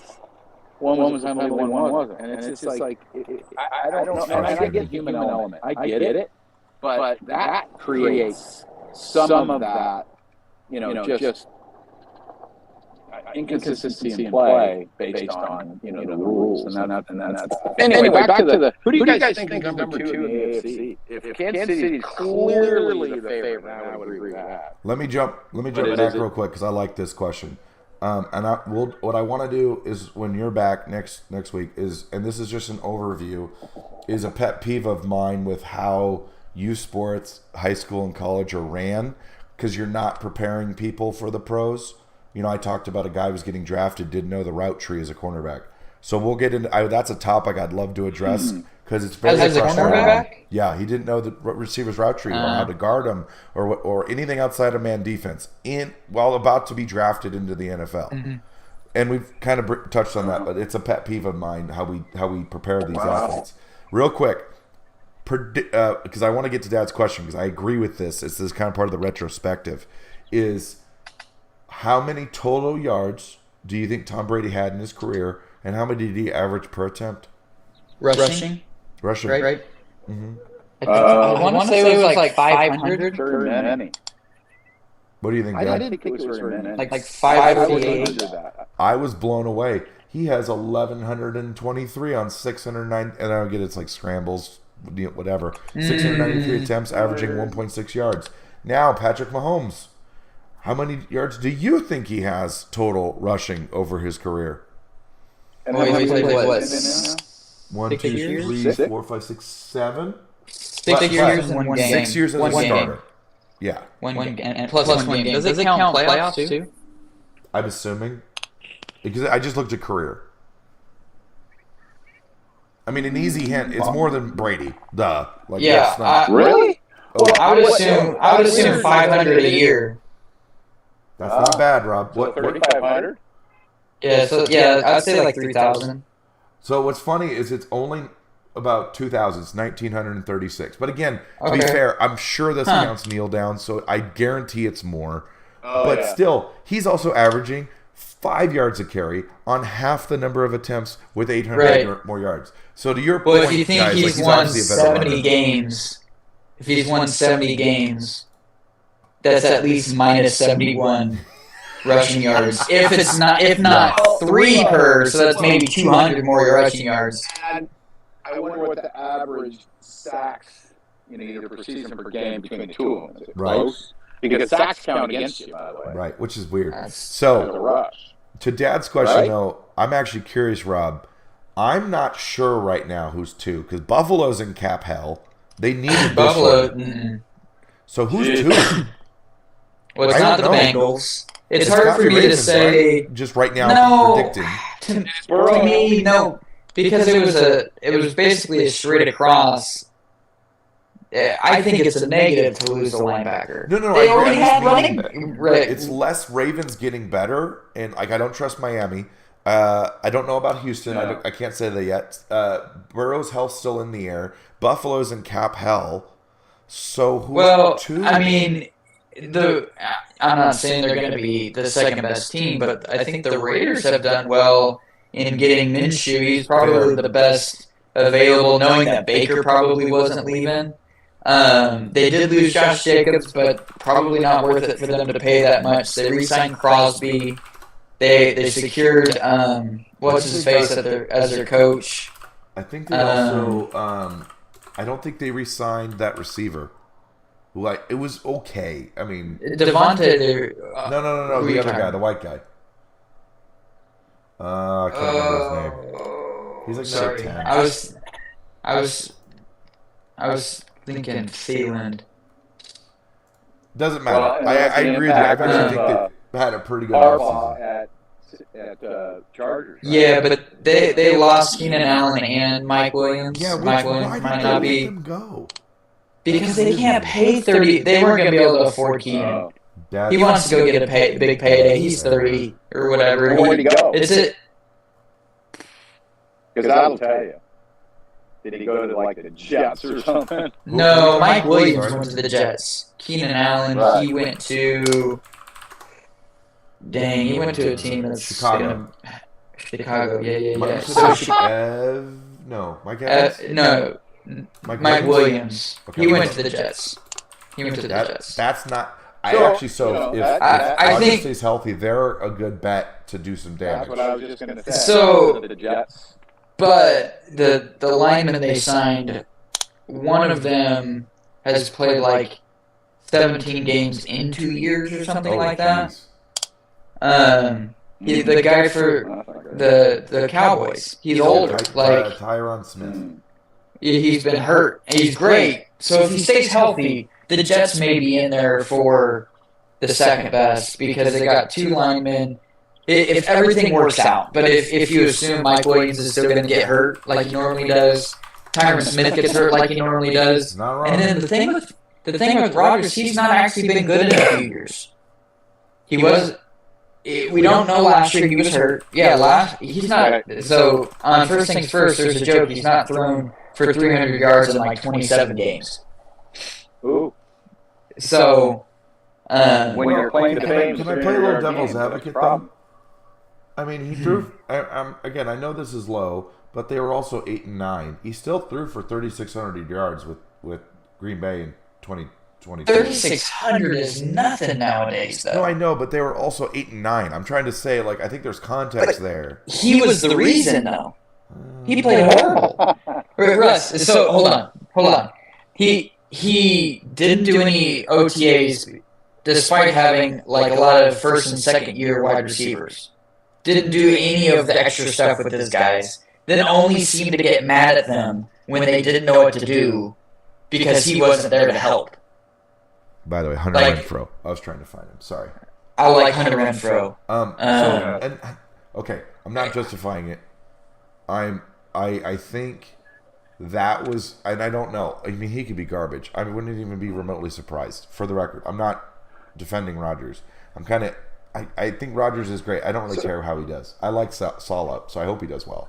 But that to me struck me as hold on, Dad. Hold on. That struck me as like the what they call that, where like the relationship soured. I think I'm disappointed Rodgers ended it the way he did, but I don't know how much to take from that because of how weird his last couple years in Green Bay are. Now it sounds like he's just as big of a diva in the Jets and is he's running for vice president with Kennedy. So here's the other thing. Nick Wright does not like him at all. So I don't really because he's anti-vax and whatever. But Rodgers is hard to like. But right. So the last press conference he had, like at the end of the season, was like, we need to focus on football in here and all this stuff. And then he listed several things that Aaron did, so like just Aaron, not football related. Oh yeah, and it's like, so he could be good this year, but the problem is it doesn't seem like he's willing to do the extra work that Tom was willing to do. Yeah, because Tom went and won a Super Bowl with completely new players because. Whether he cheated or not, he got those guys to come out and run routes with him. He got Gronk to come out and run routes with him. Like, he got those guys so he could mesh with them. Because the problem is... He got pissed after a practice with how they practiced. Like, Tom is just like, I'm about winning. The reason Minshew missed the throw to the third-string running back is because they probably didn't have a lot of throws together. True. Whether they were working extra or not, there wasn't as much many times that route. Exactly. Because in the NFL, when you see a play, they probably ran that play at least 50 times. Yeah.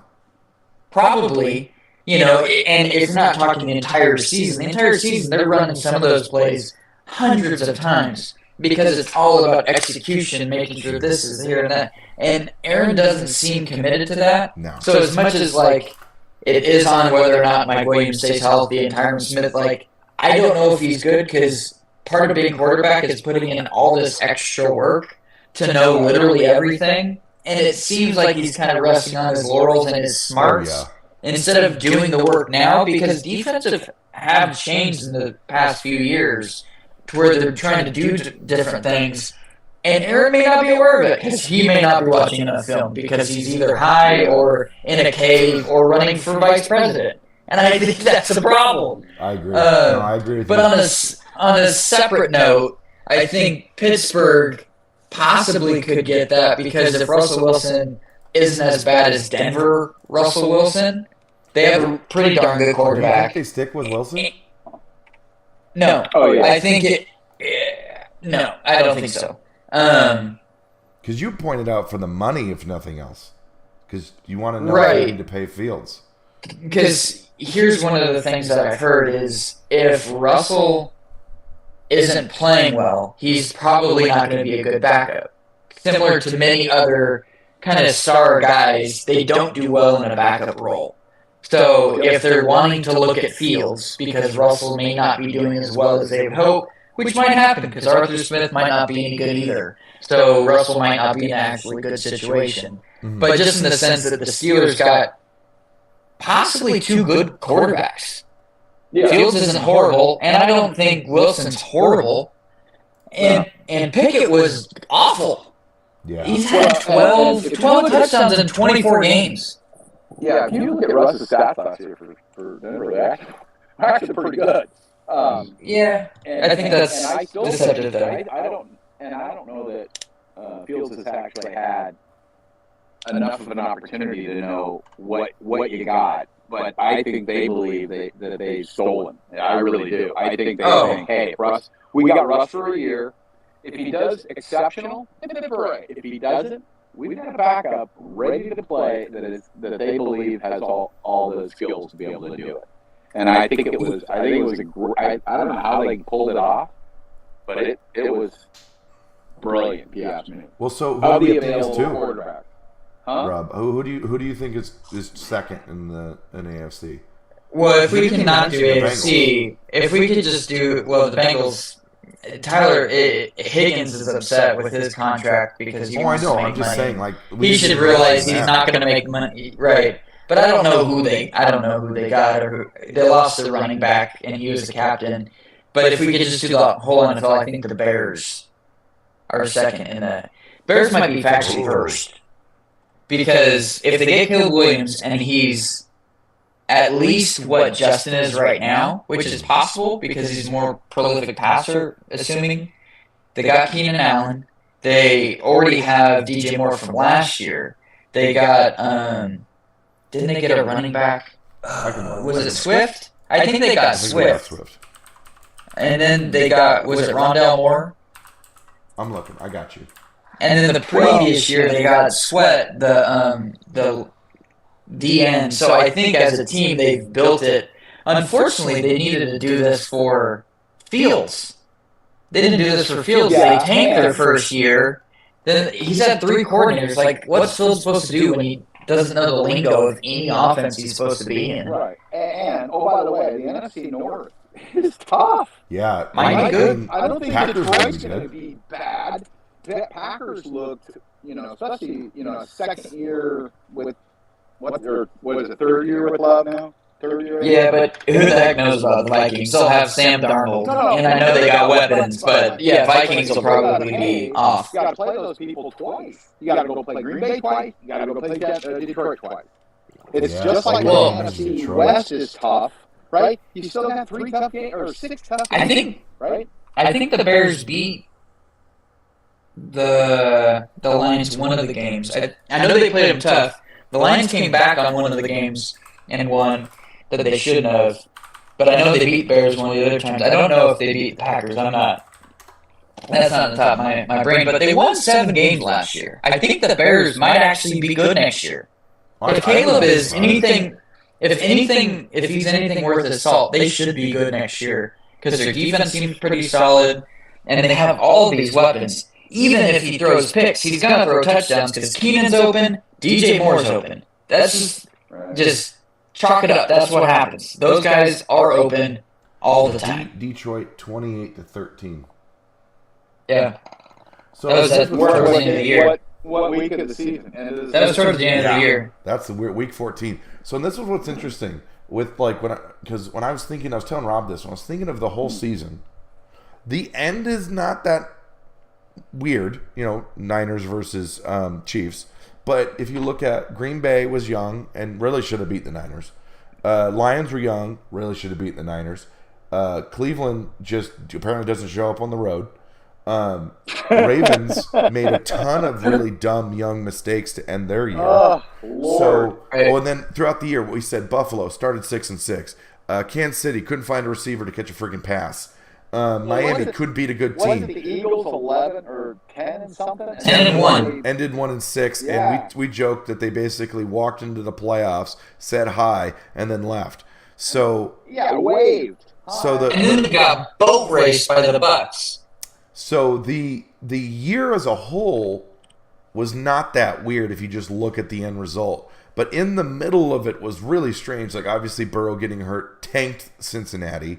There was a ton of injuries to actually quarterback all over all over the league. And also, so if you were talking about the quality of the NFL, but if you look at, I mean, like, for example, the mystery with the Chargers with Herbert, right? Yeah. I mean, that guy came in with such fanfare and was going to be so great, and then all of a sudden, right?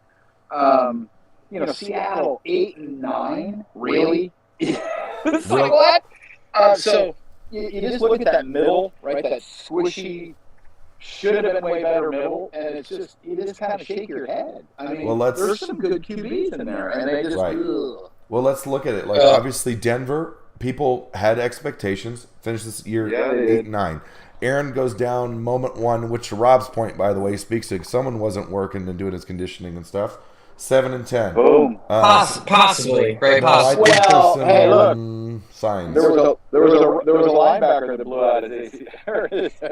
At the end of the year, which might be, but that might be overuse injury. Whereas, like, at the beginning of the year, it might be under training. That was awful. That just literally was. That's awful. Keep going. He said he actually knew he had whatever that thing is that makes it more likely to get an ACL. He was willing to play on it.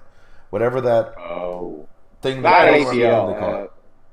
No, he tore his Achilles. Was it Achilles? Yeah. Isn't that the same thing? Am I saying the wrong thing? I thought they called that an No, ACL. ACL is your knee. No, ACL is knee. Oh, okay. Yeah. Someone called it that, and I was like, oh, I didn't know those were the same thing. But there was something they said where he had, like, Achilles tendonitis or something that makes it more likely to tear Achilles.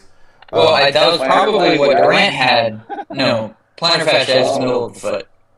So real quick, here at the end of the year, Baltimore was 1, Buffalo 2, Kansas City 3, Houston 4.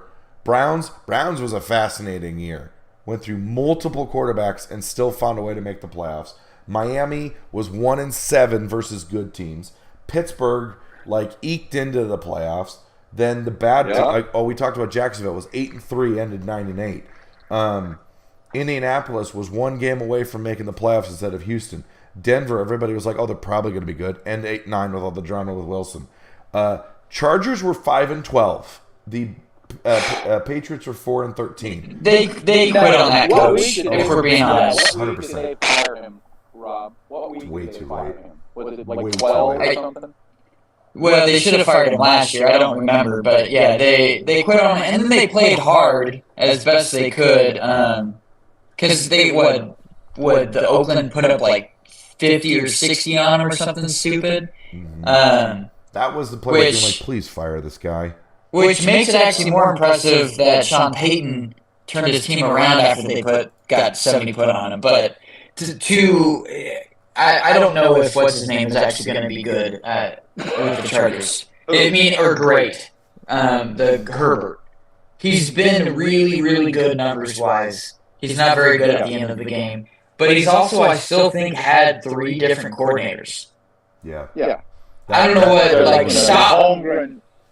Even if he's not good, have the same coordinator. Because the problem is that you're still not used to it. At least you can then, if I know, well, the coordinator always wants these outs, I can help make some changes to what's going on. But if I don't know what the next guy, I might know what he runs, but I don't know what his tendencies are until I get into it or I'm running it. And then I don't know how the defense is going to interfere with that. So then it'll take several games to understand that. There's just something to consistency. As much as the Cowboys probably really didn't do enough so far in free agency,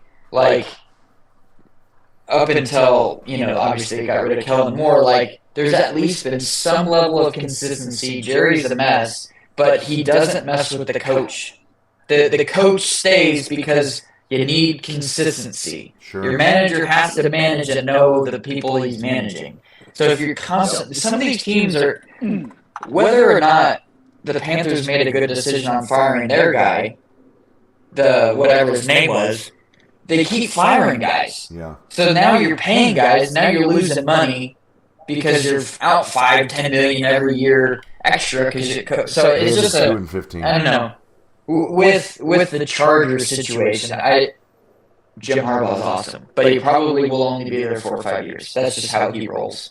So hopefully they do well in 4 or 5 years because it'll be nuts. I like Cowboys sucking in the playoffs, but what I don't understand, Me too. it wasn't 63 to whatever. And by the way, it's week 15, which is crazy. And then they almost beat the Bills. What I don't understand is why the shellacking they took in the playoffs was not enough to say we are clearly not getting better. We're not progressing. We're not showing growth in the one area that it matters, which is the playoffs. Cool, we ended 12-5. We've done that a lot. We are not showing that we're even competitive. We got our doors blown off by a team who was 9-8, and I get they ended the year really well. I don't mean that as a knock on the Packers. I think they're going to be even better next year. But you can't tell me that's an acceptable loss. You didn't even show up. You weren't ready. And for some reason, they're yelling who's the receiver? CeeDee Lamb.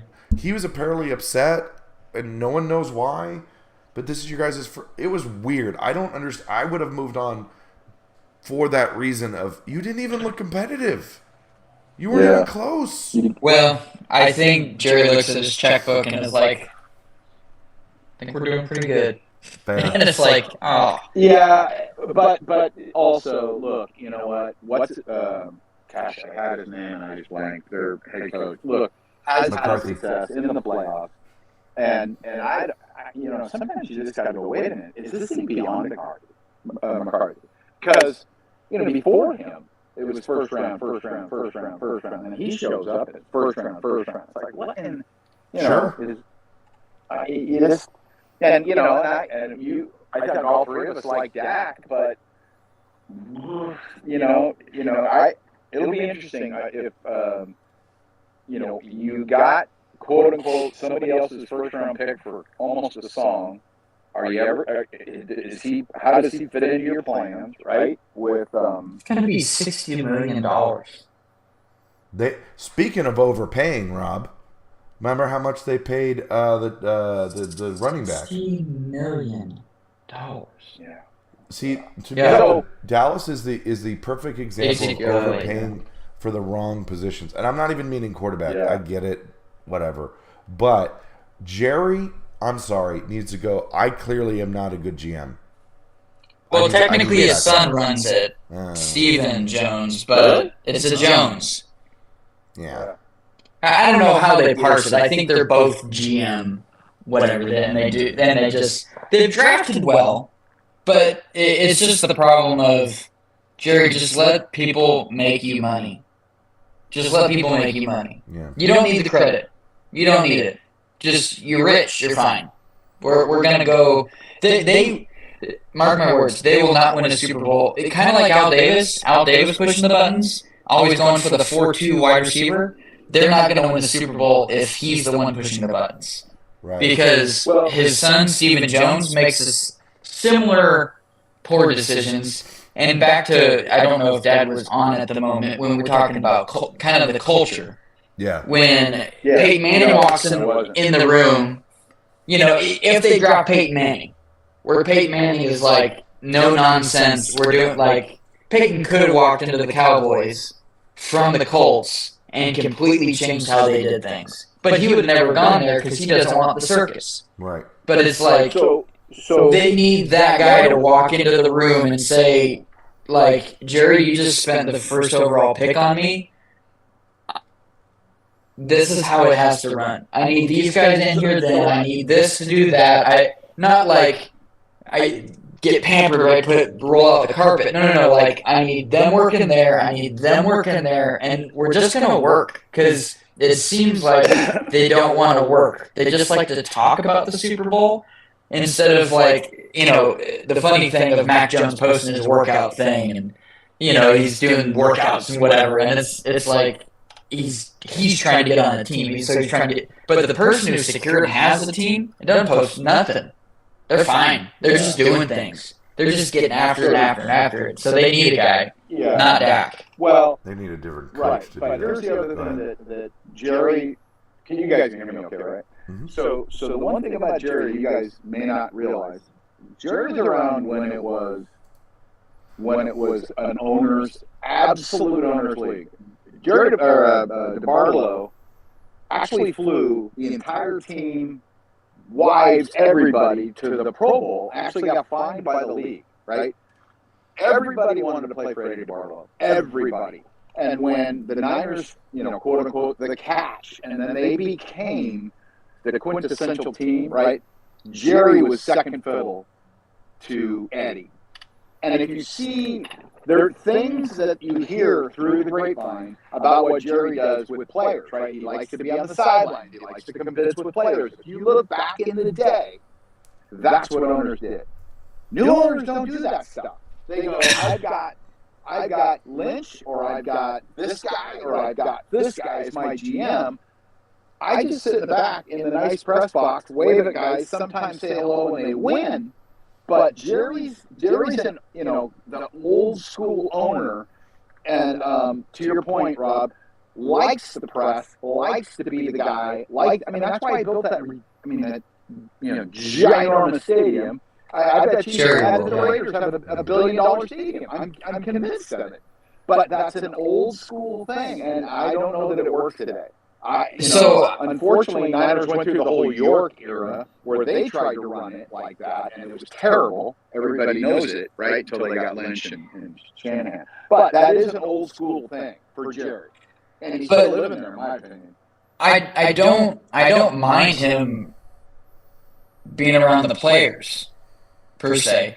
Now, with Jerry, it might actually be a problem because he. On First Things First, I was talking about Cowboys have a silly culture. Yeah. And that comes from him. But I think if Jerry wasn't GM and didn't do any interviews, just those two things, he can do literally all the other stuff where he still has, he's still talking to Micah, he's still talking to Zeke when he was there, or CD or Dak, and just talking to him, but not football. The problem is Jerry wants to talk football and act like he's a football guy. He doesn't know crap about football. He doesn't, even though he's the leader of the team, being the problem is he ends up saying things, like he gets their focus on the things that aren't the things. Yep. You look at Belichick, it was like, we're just on to the next week. Like, won't even address the thing. Right, I'm just on to next week. I'm not saying that's the perfect way to do it either, but he's putting all this like pomp and circumstance and like, we're all in. We're gonna do the Super. It's like, so then you just end up tied up in your words. So if he's talking to his players of like, hey, we're gonna go to the Super Bowl, we're gonna do this. It's like, Jerry, you literally have no impact other than the negative side, other than your pocketbook, right, of what you're paying out. Whereas, like, Goodley, in the sense of him, it should be, oh, hey, Russ, how's your day? How's the family? How you feeling? How's the body? Cool, anything I can get you? Cool, on to the thing, right? Next person. Not talking football at all, other than, like, hey, that throw you made, loved it. That was awesome. Great work. Keep it up. But not trying to get into, he's trying to be like a coach or a GM, which he is a GM. But he doesn't know the thing. I'm sure he knows more than I do because he's been in the league longer as like whatever, blah, blah, blah. But he's clearly not good at his job other than owning. Clearly. He's just trying to do all the other things. But, yeah. And it's not what leaders of football play. Right.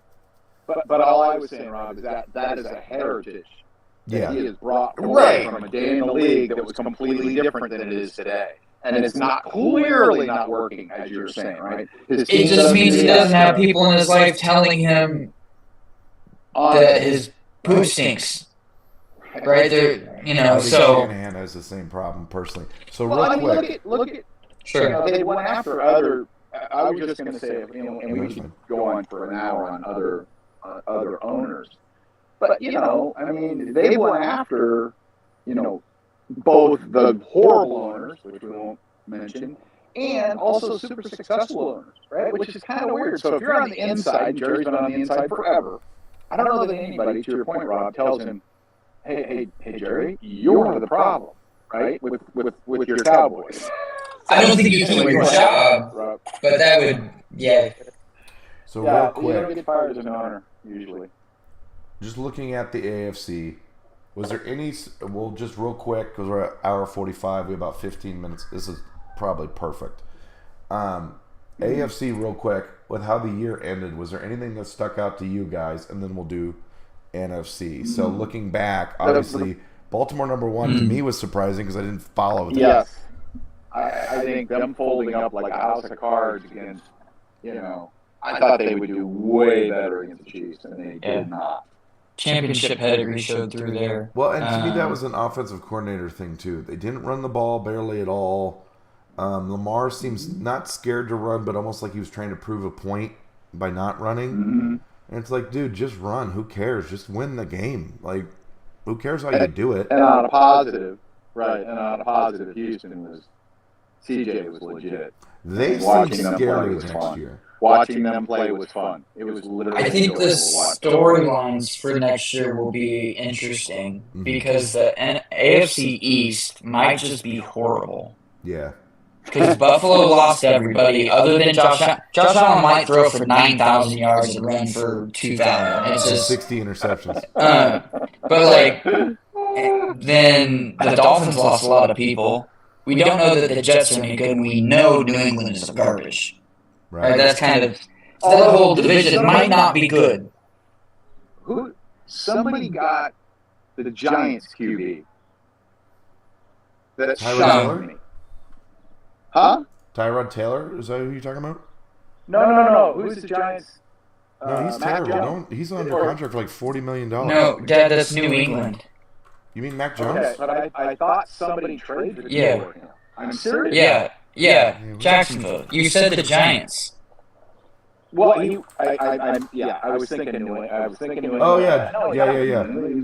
Yeah, he's in the. Yeah, well, there's two Jones.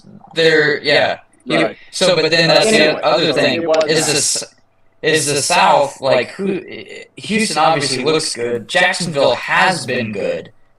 Richardson for the Colts will be back. And then, who knows about Tennessee? No idea. But that division might be on fire next year, figuring out who's going to be good. Yep. The North is going to be a bloodbath again. Like, if you could get all four teams in the... Like, no one from the East gets to go because they all suck. Correct. Every team from the North probably should be in the playoffs next year. And then, who knows, obviously the West, it's Kansas City, and then who knows if the Chargers will figure it out, or the Raiders, and it's Kansas City and a bunch of... And Broncos. So I think that's kind of the crazy... There's two good divisions. Yeah, and a lot of bad.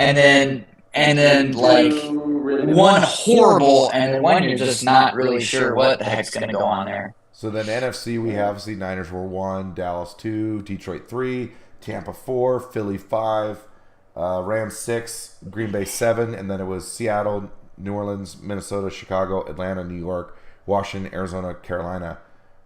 The only really surprise to me, actually, I got to give Rams credit. I wasn't expecting them to be that good. It was supposed to be a rebuilding year. Yeah, and they were good. Yeah, and they were good. True. What do we think next year? Because I kind of like this year. There's a lot of bad in the NFC. Like I don't see what Rob sees in Chicago, but Rob, you obviously know. I think they made some good moves, but and it's dependent on. I think Green Bay is going to be good. And they were 7-10 last year, and I know. Fields didn't play good at the beginning of the year. Then they had a CrossFit guy who he actually does CrossFit, but like he was quarterback for a few games. Now he was really good in college where he was, but I think he was D3. they did win a game, but I think he was like 1-2 or 1-3. And then Fields came back and they were good. But they were 7-10 with no idea what was going on at quarterback as far as what Fields was bringing you and Tyson Bagent was doing. So I think if Caleb gives them stability, if their defense is just somewhat similar to what they were last year, because they ended the year overall, they were pretty good. Obviously that changes based on what division you're playing. Yeah. So, I think you put the last 10 weeks of the season they were 7-3. So okay. But I mean, as far as surprises of last year, they anyway. I don't know that it'll be as surprising. Yeah, it's all on Caleb. He has to be good. The Green Bay was pretty good. I mean, I didn't expect Love to be that good. I didn't, that was just one I didn't see, right? And I expected Eagles to be way better, and they were just. I saw enough that they didn't terrible. Surprise me. What did surprise me, and this is just not paying enough attention, was Detroit. I think Detroit, Campbell's doing a really, really good job in Detroit. I'm really impressed by him. Yeah. I think it'll be interesting with Love if he can. I mean, he was 20 touchdowns and 2 picks to end the year, not counting play. He was doing great. Yeah. And they played really well. Who knows if he can repeat that? I'm not saying because I had mentioned about Jalen. 2 years ago he was really good. Last year he wasn't as good, which is a coordinator thing. But and Love's head coach is the OC. I don't know if he calls all the plays, but he's the offensive mind. Mm-hmm. Right. We'll see if he can repeat that, though. I've seen a lot of online of oh, they're young, they'll get better. No, that's not how it doesn't always work that way. No, that's just how good they are. They were really good. Justin Herbert, his best year was his rookie year. So I think there's always this expectation. I think historically people think it too. Oh, those people built the pyramids. They were stupid. It's no, we're probably dumber than the people. Society's getting better. No, we're not. We don't know what a woman is. Now we might get canceled. Sorry, Russ. But we have this. We actually degrade as a society, or we tend to actually degrade unless there's people in our lives. Iron sharpens iron. A little weird, but.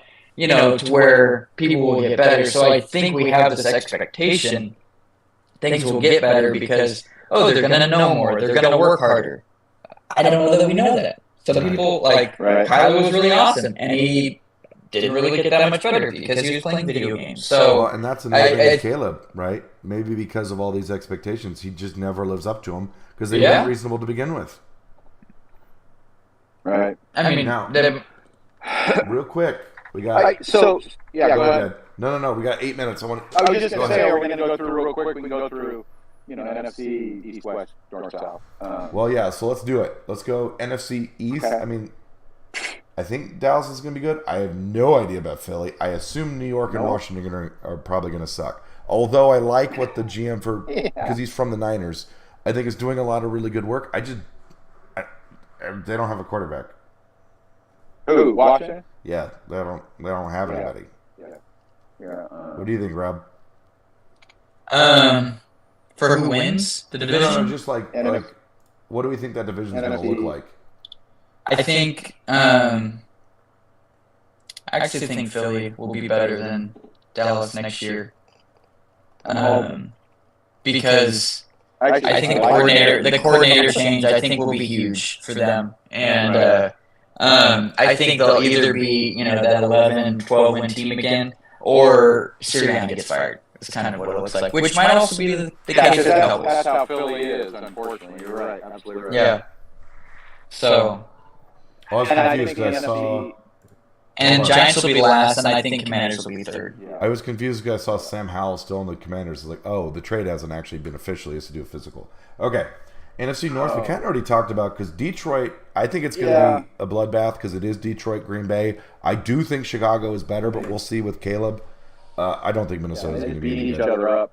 No, Minnesota maybe win 4 games next year. I like their coach, but if anyone's going to resurrect what's his face? It's gonna be him.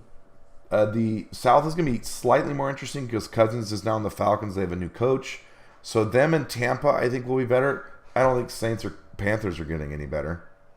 The Saints still have no cap. Right. They have zero money because they kept borrowing from the future. So and Panthers won't be good, I think, under this owner. No.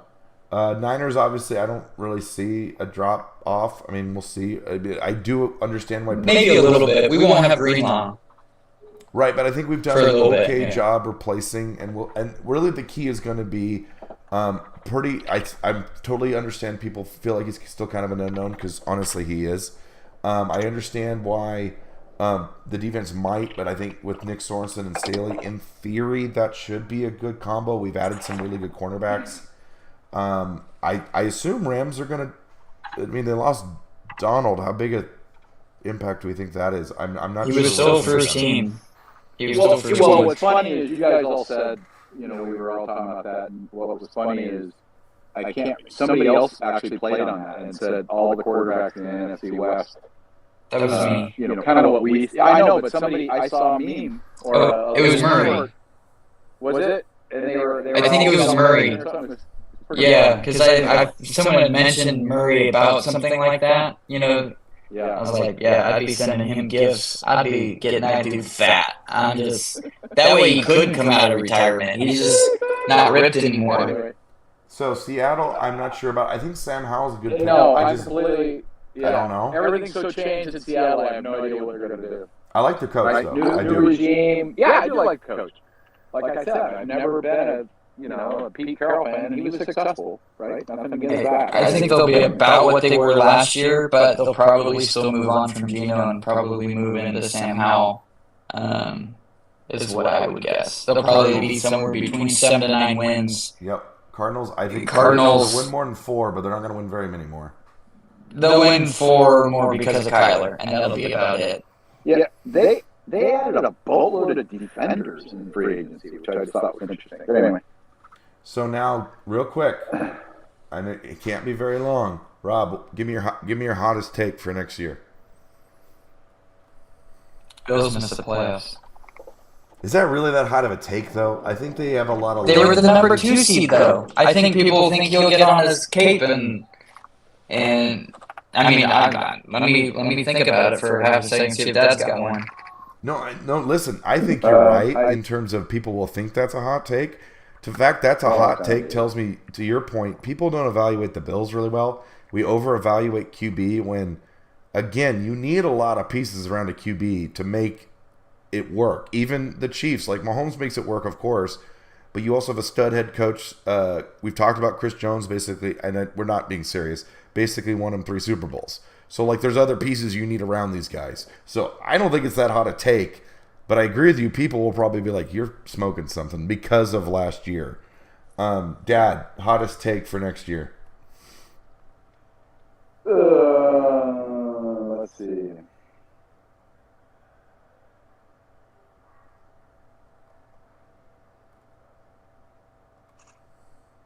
Hottest take. See, it's just not his forte. I got a couple in my brain, but I don't want to say those. One is Caleb Williams, or first pick is a bust, and Russell starts all year. Those are fun. I like those, though. Those are fun because we're not really being that serious. Like Rob's is, in my opinion, isn't even that hot. That's a lukewarm take because it's a reasonable. Well, they're in cap hell. They lost a bunch of guys. That's a reasonable thing to say. They might miss the playoffs. Like that's not that ridiculous. I don't know, but they've won the division 4 years in a row. They've been to the divisional round every year the last 4 years. I mean, the key is does Miami and New York take a step back? Because if they take a step back, then Bills just make the playoffs because the division's garbage. You know what I mean? Like that's like kind of like the Eagles. They made the playoffs, but did they make the playoffs? You know, or a different hot take: Arthur Smith and Russell Wilson join up to destroy Tomlin's record of winning seasons in a row. Huh? Man. No, we had somebody do it. Thank you. trying to think of what my hot take would be because honestly, Miami moves on from Tua. That's my hot take. I think. Gosh, they should. Did you see they should? Someone was saying they should send Tua to Minnesota because they have Darnold, but they probably would like Tua better. Mm-hmm. Draft Penix with the draft picks. That's a great idea. Because Penix is, I got a little thumbs up on my screen. We don't have anybody here. I don't understand that. That's so interesting. I don't know. Andrew signed up on your account in the other room, just giving me. I actually really like that. I think Seattle should have drafted Penix personally. Hot take. I think Penix will be the second best quarterback in this draft, and he won't get picked. He'll be the fifth quarterback picked. I like that too. I don't know that Drake, but I just said it. He wants Miami to take him, which I think is a good call. I think Drake may. I don't understand. I watched Jay Daniels at ASU. No thanks. And Bo Nix and JJ McCarthy. I'm sorry. No. I do think Caleb will be good. Depends on how on time they have to be, but anyway. Miami is drafting 21st, and I would love that. I don't think it's a hot take. I think Seattle should take Penix.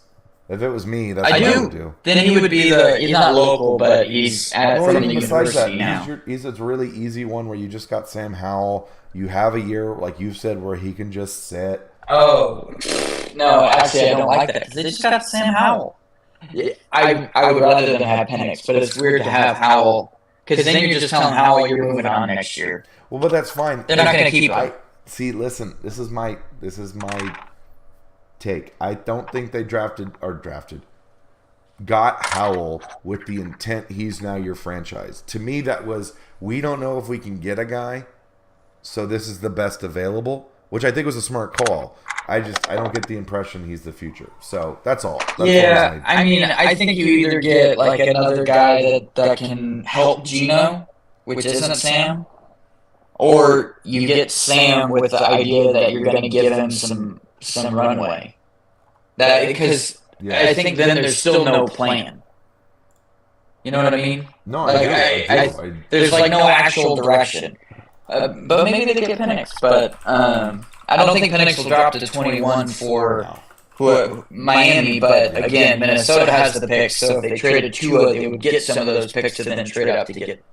Anyway. I mean, I think that's a great call. So real quick, and then we'll end it, because I do think this is interesting, and I don't agree with it. Mel Kiper has Seattle. Actually, I would love for this to happen, because I think Dad's head would explode. J.J. McCarthy to the Seahawks. Mel Kiper, that dude. Yeah. He makes his living on his voice. Everybody else is like defensive tackle, offensive tackle. Actually, Josh Edwards also at CBS Sports also has JJ, defensive tackle, linebacker. So no one has them picking any other quarterbacks. I don't understand the J.J. McCarthy one. I think that's really bizarre. But we'll end there. I think next week. Actually, when is the draft? I always forget. NFL draft date. I might have a baby next week. So yeah. We may, honestly, what I'm thinking, and I'll just let you guys know, we might take next week off because it's pretty dead right now. I mean, we just spent 2 hours, so I understand. But I think we might take next week off. Yeah.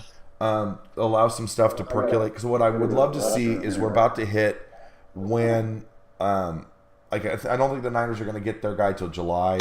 But for instance, obviously even the Sam Howell trade actually hasn't happened yet. That could still fall through. So I say we give it a week, see if anything interesting pops up, and kind of revisit in 2 weeks. Because we're in that weird, like we could talk other sports, but I'll be blunt, I don't care a ton. Because they're also not in any spot where I think they've gotten interesting. But in 2 weeks, the NBA season's going to be almost over. So I think that would be interesting to talk about. So, yeah. I think that makes the most sense, is to kind of pause a week, restart in 2, and just hopefully Rob has a baby. That'll be exciting. That's gone. Yeah. I mean, honestly, probably good timing. That's hilarious. He's just like, my old bladder can't hold this. I gotta go. Yeah. Well, and I'm gonna be myself. We had a ton to talk about, so I think we filled everybody's plate. This was fun. I enjoyed this. I think like I said, we'll call it for next week. Just take the week off. Hopefully a baby is born in the meantime, and then we'll see. Because for my sake and Aaron's sake, because I think she'll either kill me or she'll just fall dead because she's tired of carrying this. Nookie. Stairs. Yeah, she's been doing the tea that it's supposed to help. Pineapple. She's been doing the curb walking. Need to get her on the old Nookie train. And what was the other thing? I feel like there's something else. Oh yeah, the spicy. Last time Peyton labor pain started hitting when we had lunch at a place called Taza Grill. So we'll have to go there again. He's like, oh, too hot. Yeah. Anywho, I think we'll call it good 2 hours, and we had a ton to talk about, so this worked out nicely. But it slowed down, so I think it's perfect time for us to take a pause and go from there, because I just don't see anything that crazy happening in the next week or so. We're in that weird midsummer kind of lull, which might be actually good, because my morning was a mess, so having a week off is probably a good call. Anywho, Rob, I love you. I'll talk to you, obviously not on here, but at least in a week or two. Everybody else, hold on. I wonder if we make the, whatever. We don't know how any of this works. It only works for me. It's not fair. It's not fair. You gotta get more of an arch, Russ. Yours was kind of like a collapsed. Yours isn't that good, Mom. I don't know what's going on. I'm just sending you arcs. Come on. There it is. There it is. So we figured it out. You're actually the cause of your own thumbs up. That's hilarious. We are not very smart. Anyway, with that, everybody have a good weekend. Hopefully it's safe and happy. I'm hoping for news of a baby from my brother. So we'll see. All right. Have a good one, everybody. All right. Love you, bro.